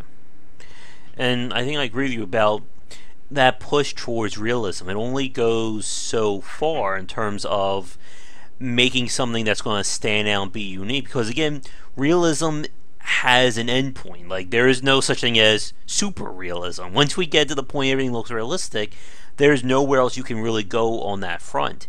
It's why we look at games like Deus Ex or Dishonored, and even again like a load or so many indie games that have unique aesthetics and designs. When they're not pushing for realism, they tend to stick out more. They tend to become more memorable. And I think another point of that is we are at the point where, like, graphics wise, I'm just wondering, like, how much further are we going to really be able to push things, I guess, on that front. Because again, I remember the days, like as you just said, with Resident Evil, when we were still dealing with just like a bunch of shapes, 3D shapes that turn into human beings, kind of things. And now we're seeing stuff like The Last of Us and Call of Duty that I think was just released either today or it will be out very soon. And there is just going to be that limit of just where we can go on that front in terms of technology. Well, I mean, the trouble is that that's not strictly true, but and there are people that will keep, what am I trying to say? The perceived improvements are costing more and more now in terms of development, right? So we've got this kind of funny thing where at the bottom end we've got tools like Unity, and we've got better modeling tools, and we've even got, like, you can even do motion capture on the Kinect and all of these kind of things. So our content creation is becoming easier. So Joe Bloggs can go and release a game that actually stands up to Call of Duty 5 years ago, right? And it'll be pretty close to it. Okay, maybe 90% of it will be a Unity store assets, but that's kind of not the point. The lowest bar for entry now gives great results. And so, but at the top end, right, there's loads still to do. There's still deformable terrains, there's more realistic AI responses, we've still got better dynamics such as hair. IK is still quite expensive. There's actually still quite a hell of a lot more we can do in terms of realism in games, but the cost of them is growing geometrically. It's massively more expensive, and some people are still going to chase that, but I think we reached the point a while ago where it doesn't really pay off, right? It's just that some people haven't worked that out yet. I mean, once the funny thing is, right, is that when we get to the point where Lara Croft's hair, not only does it drape attractively over her shoulder as she runs, but you can unbraid it and fall all over, if it gets caught. Not only will, if we will reach that point, but once we do, it won't be a selling point because it will just look normal and our brains will gloss over it, right? It will not give an impact in the game unless some smart Alec designer decides to have a 5-second cutscene where it zooms in on her unbraiding her hair, which some idiot will do. In right? slow motion, don't forget. Yeah, absolutely. And the hair can trap rain and have sheens on it, and it can get grubby and dirty and moss in it and stuff. And the funny thing is that's not worth, it's not a USP of a game. It's not worth bringing to my attention, because once it looks realistic, it might as well be a movie. And if I want a movie, I'll watch a movie, right? Because that level of fidelity in rendering doesn't mean we have an appropriate maturity in cinematography and script writing. And in fact, games are still rubbish in that respect. I feel derisory towards the people that say that we're getting sophisticated. We're not. We have a couple of people that do it well, but the majority is terrible. And then even when we've got there and then fail to use it with our poor script writing, the cost of doing mossy hair rain sims system, that'll be one person coding for 2 years. How can that be financially viable? Even if Unreal, they include it in their engine, there's not many people going to be able to take advantage of that. Or if they do, everyone's going to have mossy, rainy hair. And again, it becomes commonplace and meaningless. Yeah. And someone was mentioning this earlier in the or someone mentioned this earlier in the stream about like what Blizzard does in terms of their entertainment and their production values, and that's I think a good example of again of a studio that approaches things with their own unique vision. Like Overwatch, for instance, there is no way you can take Overwatch as being realistic. It's nowhere. You can't say that is a realistic game at all, and that's the point. It doesn't have to be. And because of that, it's something that it probably going to cost less in terms of supporting it compared to, as we said, having shiny, super photorealistic hair that we can zoom in on and see exactly how much dirt and dust particles are in there after we walk through a storm. And it's not, as you said, it's not going to be a unique selling point. We're not going to play Call of Duty because we can make out every little rock in the ground. Same reason why, like, even though it's great to have that unique aesthetic, it's not what's going to keep us playing it. But it's something that makes that game stand out, something that makes it memorable, and in return, it's going to keep that game in our mind a lot longer. And probably the king example of that would be Team Fortress 2. And again, they took something that was originally going to be this military, grim, brown and gray team-based shooter, and they completely turned it on its head with that unique cell shading, cartoon-like aesthetic, and it has certainly worked out for them. People are still playing it to this day. It's still being updated. It's still being worked on. They really don't have any need to make a Team Fortress 3 at this point. Yeah, it's interesting to have a look at what's been released of the art bibles for Team Fortress and for, say, Warcraft, because in my considered opinion, these are guys that kind of understand it. These are still AAA titles, but they have decided that the investment versus returns means that they're not chasing photorealism, they're chasing clever application of style using already very good tools, right? So you couldn't argue that we're suffering from not quite enough polys in Overwatch, right? You can't do it, right? And our animation, maybe it's only got 50 bones and really the artists want to use 150. It's irrelevant, right? I remember reading, so a couple of the points is that, like, when they talked about Team Fortress, they were saying how the silhouettes were very important, right? That's a very it's a very clever point. And actually, if you go back to like Return to Castle Wolfenstein and Enemy Territory, they kind of try to do the same thing. But actually, the style of cartoony and deformed characters means you can do it so much better. To the point that certain characters who are big are more of a liability because you can spot them coming further off. Right? These are very interesting outcomes from this. The idea of the silhouette recognition is quite a big deal, whereas if they're all grey realistic, you could argue that was realistic. Is it fun though? I don't know. And the same with the Warcraft stuff with all the heroes, where they were talking about their colour schemes and how you use primary and secondary colours, how you use the fading from the top to the bottom, about the outlines, about how you need to the detail that is worthwhile versus the detail that isn't. Right. This is just about a clever use of your vertex budget. And I'm all for that, because we've proved, as far as I'm concerned, we don't actually really need to advance our technology much further.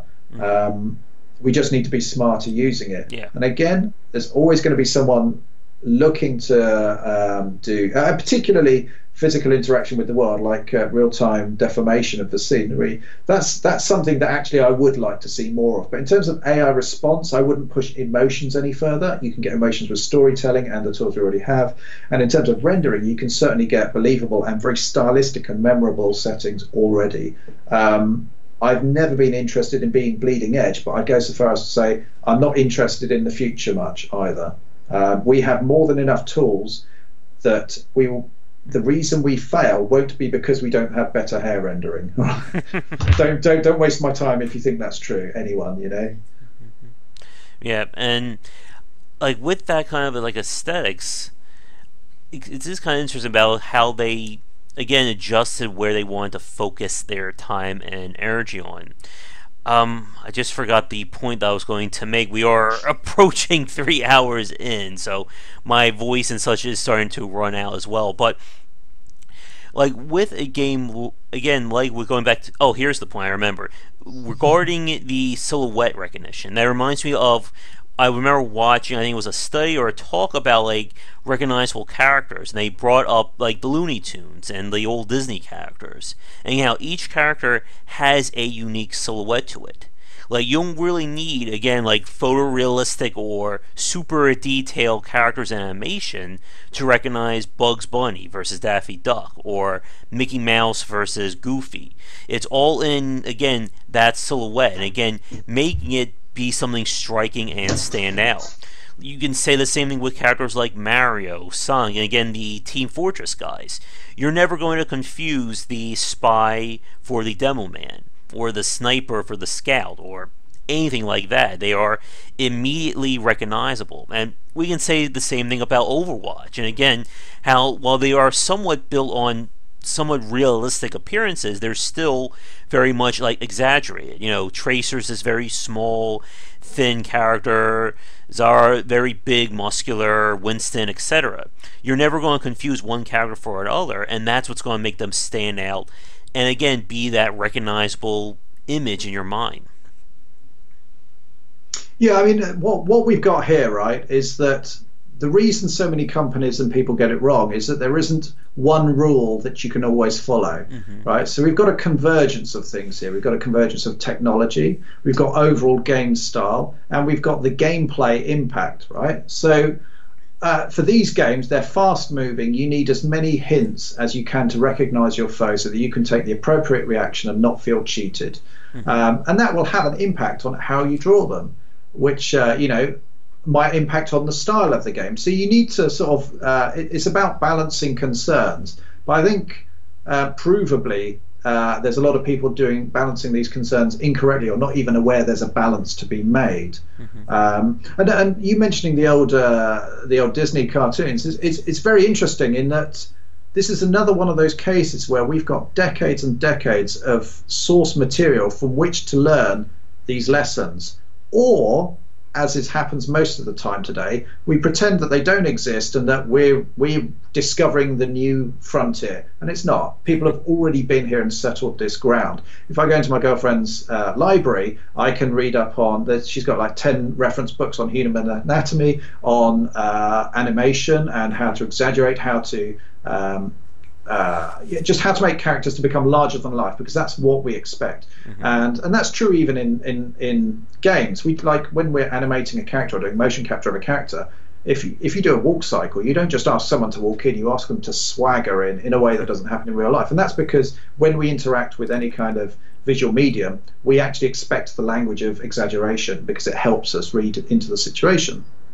And what am I going to? There was something I was going to say about like the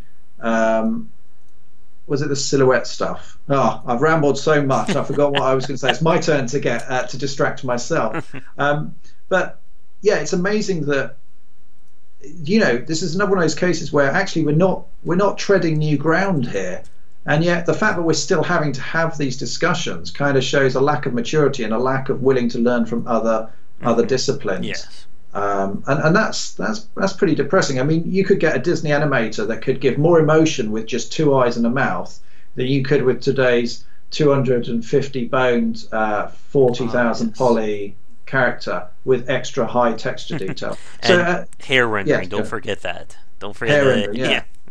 Well, it's funny, it goes back to the Uncanny Valley thing. I think the Metal Gear Solid Snake Eater, no, it was Metal Gear Solid 5, in one of the trailers they've got Snake with a beard, and because it's just Otacon with a beard, and because it's just on a texture, it just looks rubbish. And it's like, you might as well have not bothered, because you're actually drawing attention to something that didn't need to be done at all. You tried and you failed, and you made it worse because you tried.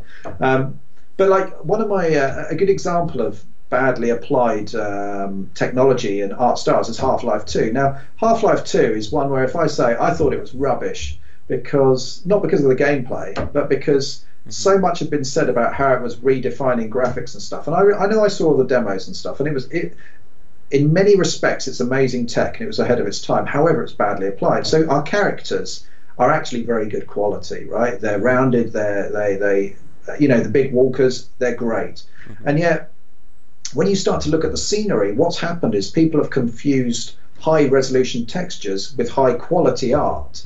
And there's examples all over the place. And I have this particular bugbear about interfaces between textures. So a good example is you might have a tree mesh that goes down to the ground, and the tree has a really high detailed bark texture on it. Well done, it looks great. And the grass has a really high detailed grass texture, and it looks great. And where they meet is a mess of very sharp edged polygons, right? The interface between these two components, these two textures, is highlighted because of the contrast difference. And this goes back to the impact of silhouettes. Why in our visual acuity systems does silhouette play such a big part? It's because we're very good at recognizing contrast.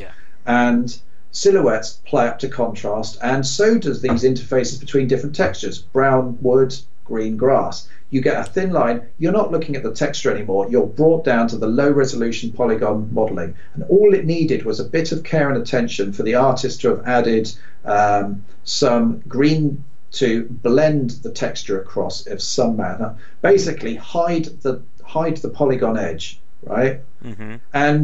And I saw loads of that in Half-Life, to the point where there seemed to be this big disparity between how it was supposed to be, because these could have been fixed. This wasn't an engine issue, this was an art issue. And it wasn't dealt with, and I saw a lot of that, and I was deflated because such high hopes have been put in. So the character animation and modelling is fantastic, but the scenery leaves a lot to be desired. So I naturally went for the more controversial, saying Half-Life 2 was rubbish, when that's actually not quite what I meant. And as an interesting tangent regarding like Disney animators, I still love like the old school animation, like the Don Bluth era, like Secret of Nim. Even like when they try that with the video games, Dragon's Lair, Space, like those games were horrible in terms of like game mechanics, but they looked really amazing. And again, as you were saying, Rob, you can do a lot with very little. If you apply it and you focus on quality, you can make diamonds out of coal, or whatever that expression is, or lemons out of lemonade. But it's definitely interesting about, again, like we've been talking about this for this whole streams recording, however we want to frame it, and this is all over, again, about the importance of understanding all the details, all these elements that come together to make a quality game. And like something like Half-Life 2, like that kind of example with the different kind of, again, like the conflicts with the textures and how things look, like, again, for most people, they're not going to notice it. They're not even going to care. But again, it's that level of polish that really leads to better designed games, or as we said, more polished titles. I'm not sure I fully agree there. I think it's one of those things that people do notice, but maybe in a way that they don't articulate or understand the sheer importance of what it's doing to their perception of the scene. So, going back to human rendering, the uncanny valley, right? So you get people sort of looking at today's high detail stuff, and it's still wrong. It's still slightly wrong. And the thing is, the wrongness about it is so small that it's very hard to articulate. You look at something and you go, I don't know, it's just not quite right, and you're not sure whether it's the rendering, the fact that there's no subsurface scattering, you're not sure whether it's the muscle modeling, because there is none. It's all about the skin moving attached to the underlying skeleton, whereas actually we should be simulating sliding skin over muscles, right? But our brains are very, very focused on these things, right? For historical reasons of surviving in the wild, we're very good at recognizing players' faces, we're very good at contrast, because it usually helps signify something important or danger or whatever it was. And so we have an inherent response to things that are not quite right. But it doesn't mean that just because we can't articulate it and point out to that I don't think it's undermining our belief, our trust in the scene. I think it happens all the time. We understand uncanny valley is real. And I think the same is true of the scenery, that people will just go, yeah, it just looks a bit rubbish, but they won't quite know why. And it's because this particular low poly stuff actually reminds you you're in a game full of polygons, which is breaking the illusion. And it's sort of what we saw with like stuff like the movie, like the Transformers movie and like Teenage Mutant Ninja Turtles, that they go to these very like high detail characters, but there's still something that doesn't look right about it, looks off-putting. And as you said, Rob, sometimes it's hard to properly articulate why that is. Tall and Happy made a really good point regarding about character design regarding Minecraft, and how even though Minecraft obviously is not a graphically intensive game, it's not going to break any computers, but by focusing on like these very unique looking characters, they've created very iconic looking things. And as again, it goes back to again like that kind of quality and polish. Like when we talk about like pixel art, for instance, there is a very clear difference between low quality and high quality pixel art. Like you can, and it's one of those things that I think another thing it could be a little hard to properly explain why one game looks bad while another game looks good, but you can sometimes tell the really good examples when you see it. Stuff like, oh, I can't believe I forget the name of the game. I know there's Metal Slug, but there's also another example recently in that style whose name I've lost. I can't remember it right now. And again, that quality and that attention to care can be such a very important part about making things that stand out. But we are approaching hour 3 at this point, and I actually do need to get going at some point. At some point, I will need to eat and, fulfill. That's all right. I just sit here with a camera on me. That's waiting for someone to watch me. That's all I do. Yeah, I should set up like a little kitchen near me so I never have to leave. But I do want to wrap this up in the next few minutes. Again, Rob, we could. 3 hours seems like it's only been like 40-50 minutes. We could easily spend who knows how many more hours tonight talking. But I would definitely love to talk to you again. This was a lot of fun doing it live. So it would be great to do this again with you in the future. I don't think we can do another one of these tomorrow. I don't think my voice will survive that. But to wrap this up, I think I just have a few general questions regarding Diorama and what you're hoping for with the future. Not Broforce, Tall and Happy, but that is another, that is close. Man. It's gonna kill me, because it was like, it had like you go on missions. It was almost like Monster Hunter in a sense. You go on these missions. It was all 2D. There was an RPG. Maybe someone will figure it out before we finish the stream. Or for those of you still watching this recorded, was it? It wasn't the one that featured. Was it a fantasy setting? And it was like an island. PlayStation 2 game. It was like what? Sorry. It was you're on an island. It was it looked very much like Metal Slug. You go on these different missions. You had to fight robots. Oh, okay, I don't know. Well, maybe we'll try and look this up. I know, while I'm asking you these last questions, maybe I'll see if I can look it up. But to finish, I guess, rounding up our discussion with Diorama. So, as we said, you are planning on taking this to Kickstarter. For people watching this or watching this recording may not have been following you, do you have an estimated time for when you're hoping to put this on Kickstarter? Mid-January. Okay. I'm trying to give short answers. Yeah. And so, as we said, you're planning on right now. Your focus with the stream and on working on the game is essentially getting, I guess, like the prototype or essentially the engine of what you're hoping to release the game with, finished to show people. I guess when it's going to be held, hopefully in January. When people go onto your Kickstarter, are they going to see like elements of the game, or are you going to mainly be showing off the engine or what you're hoping the game will become? So the Kickstarter demo will not include anything towards the Minecraft crossed with Monster Hunter thing. No, it won't. I can't do it justice. But the game, the engine is going to come with about 5 game modes. And it's got multiplayer in already, and there'll be a creative. There probably won't be a survival because, again, I can't do that justice. But I'm trying to do enough to show that people. Well, I think I'm trying to show that it can do a lot already, and it can do things that you haven't seen in other games that have been modded, and also to sort of build trust in me that generally I kind of know what I'm doing. So one of the things is, like, if you download the demo now, it comes with a single player mode that I kind of knocked up for fun over a weekend, but it's kind of, I think it's my best bet at showing the modability and the different type of gameplay, and maybe the professional kind of quality you can create with it. And by the time mid-January, I'm hoping to have turned that into a game that might last like 3 or 4 hours, single player, like Zelda.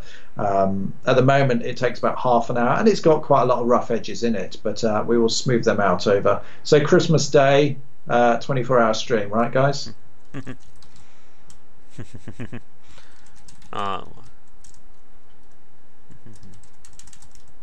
One second, I gotta just comment.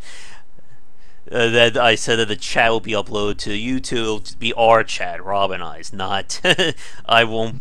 We won't be doing the Twitch chat. Maybe at some point I'll have to look into that. I did find the name of the game. It was Mercenary Kings. That's the one I was thinking of with the Metal Slug style graphics. Right.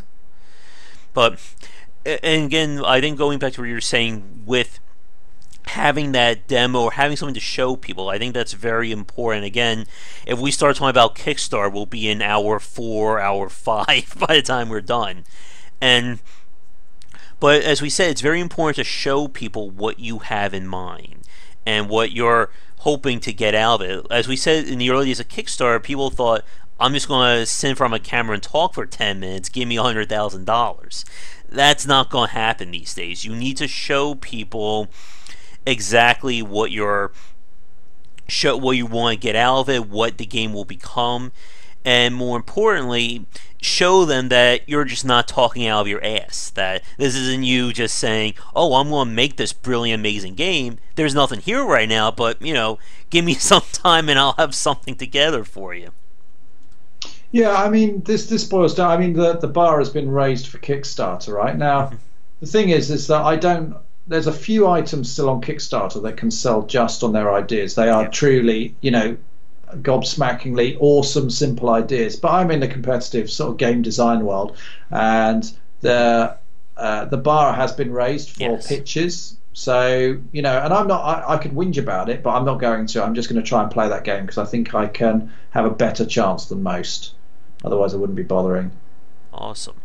And I just want to reiterate this and clarify for people watching. So right now, as you said with Diorama, you have the Minecraft style, that kind of like blocky pixel graphics. Is that what you're going to intend like the final game to also be in, or do you think that will change or grow over the course of development and then post Kickstarter? Well, there's quite a lot to discuss there, but so I'll only do it very, very briefly. I mean, one, I'm trying to make it higher detail than Minecraft anyway. So I've been working recently on adding more blocks to it, basically, so that there's I wouldn't say more organic because it's still blocks, right? But it's higher detail, and I'm actually, that's what I'm going to work on. I was working on today, was adding even more detail into the scenery. And the game, even though I've gone for the same kind of setting as Minecraft at the moment, because the game's ultimately going to be set in space, but it's currently using a Minecraft-like texture set. It's already, it's getting to the point where you wouldn't confuse it with Minecraft. So that's the problem solved. But it will look richer than Minecraft, definitely.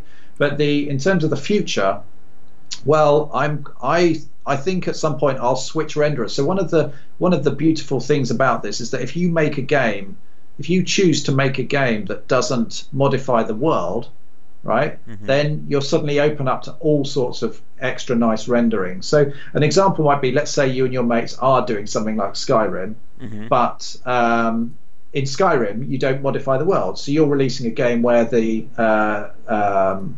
modifiable world is not a selling point. That's fine. Change the renderer. You can up the draw distance 10 times because suddenly rendering's a lot easier. Or you can smooth it so it becomes smooth. Or you can change the rendering and replace it with your own mesh. I could easily foresee people exporting parts of their game from Diorama and tweaking it into a custom mesh inside Blender or whatever awful piece of software you want to use and bringing it back in. And that's okay because it's a static mesh representing static voxel data. So there's I suspect there's going to be options in the future. Yeah. Cool. All right. Well, I definitely have more questions for you, but my voice is starting to die on me. All right. And I heard your cat meowing. I think she wants to. She may want us to wrap up as well. She does do that. Can I? Before I go, I want to show the cat. Oh, there she is. There she is. That's my cat. All right, guys. Anyway. All right. Well, Rob, it has definitely been a pleasure hanging out with you today. Like, I think this may be the record for my longest stream. Again, I do smaller Twitch streams of like playing video games, nothing usually this long, but it has been a huge treat hanging out with you today, Rob. And for those of you watching this live, thanks so much for sticking with us and hopefully keeping awake and hydrated over this 3 hours of stream. Yeah, thanks, guys. Thanks, Josh. Cheers. It's been fun. All right. And like I said, Rob, if you're free in the future, I would love to do this with you again. My contributor, James, I know he would love to be on this as well, but I don't know if he could last as long as we do with these extended streams and conversations. All right. Well, good luck to whatever you want to do. All right. Thanks very much. All right, but yeah, I do want to ask you a few questions after this stream, so hang on Skype for a few more minutes. But if you have anything else you would like to say, or you would like to give a shout out to the fans, now is the time to say it before we wrap it up. Well, I hope you guys have understood that your role is you're like the blood to my vampire, right? So, guys, you need to give me all your money on Patreon, because Patreon gives me more money than Twitch does by a landslide. But really, it's interesting because the same guys who are watching this stream are the same guys that probably can make or break the success of the game. And that's kind of weird because you're a bunch of reprobates. But I love it. And they keep me going for like 6-7 hours a day. So thanks very much. And Teasel loves you. VR Tech said about a 24-hour talk stream. We've thought about, or I've been thinking about someday doing like an endless podcast, because we have the guests. We can easily, if it wasn't for bodily functions and real life, we could probably do something like that. Maybe at some point we can think of the logistics of doing like just a 24-hour, just keep rotating guests. Every time they fall off their chair, we'll just throw someone else in. Yes, let's bring hell to Twitch. That sounds a great idea. Yeah. All right. Well, folks, that is going to do it. So, again, for those of you who've been enjoying this, thank you so much for watching. Be sure to check out Rob's Twitch stream if you want to give a quick shout-out. Do I want to give a quick shout out? I was mentally switched off. Yeah, come to my Twitch, twitch.tv/RobTheSwan. That's the main place where I am. You can come and harass me there. Alright, and you can watch me here on channel GW Bycer most nights around 10 Eastern again for playing games, talking about design. Like I said, doing this kind of interview, this is the first time we've actually done something like this, especially on Twitch. We do a live show on YouTube most nights Thursday, or most weeks Thursday at 7:30 EST. But for those of you watching this, whether it's live or recorded, if you'd like to see more interviews like this on the Twitch stream, definitely let me know in the comments, in the chat, anything like that, and we will certainly see about doing something. Alright, like I said, we're going to wrap it up here. For those of you watching this on Twitch right now, be sure to check out my my YouTube channel again. That's Game Wisdom. I think I put a link to it in chat. This whole stream we did will be uploaded to the YouTube channel in a few days. Rob is plugging cat treats. There we go. But thank you for the extra advertising there. But like I said, oh, thank you, JFrap. That is in the chat there. And like I said, this will be uploaded to my YouTube channel in a few days. So for anyone who's tuning in late or who missed it, you'll be able to watch the entire epic conversation there. And like I said, if there's more interest, we'll be certainly happy to do more of that. So, with all that said, I need to go get something to eat, and I need to refill this bottle of water. I've almost drank the whole thing. Again, Rob, thank you so much for hanging out, and thank you for watching. Other than that, have a great rest of the night. And for those of you watching from my thing right now, I'm not sure if I'm going to do another stream or another video today, but thank you so much for watching this video. If you enjoy it, be sure to like and subscribe to the channel, and of course share with your friends. It always helps out. For daily posts on all manner of game design and industry topics, check out game-wisdom.com. To support the site and everything that I do, be sure to check out the Patreon campaign.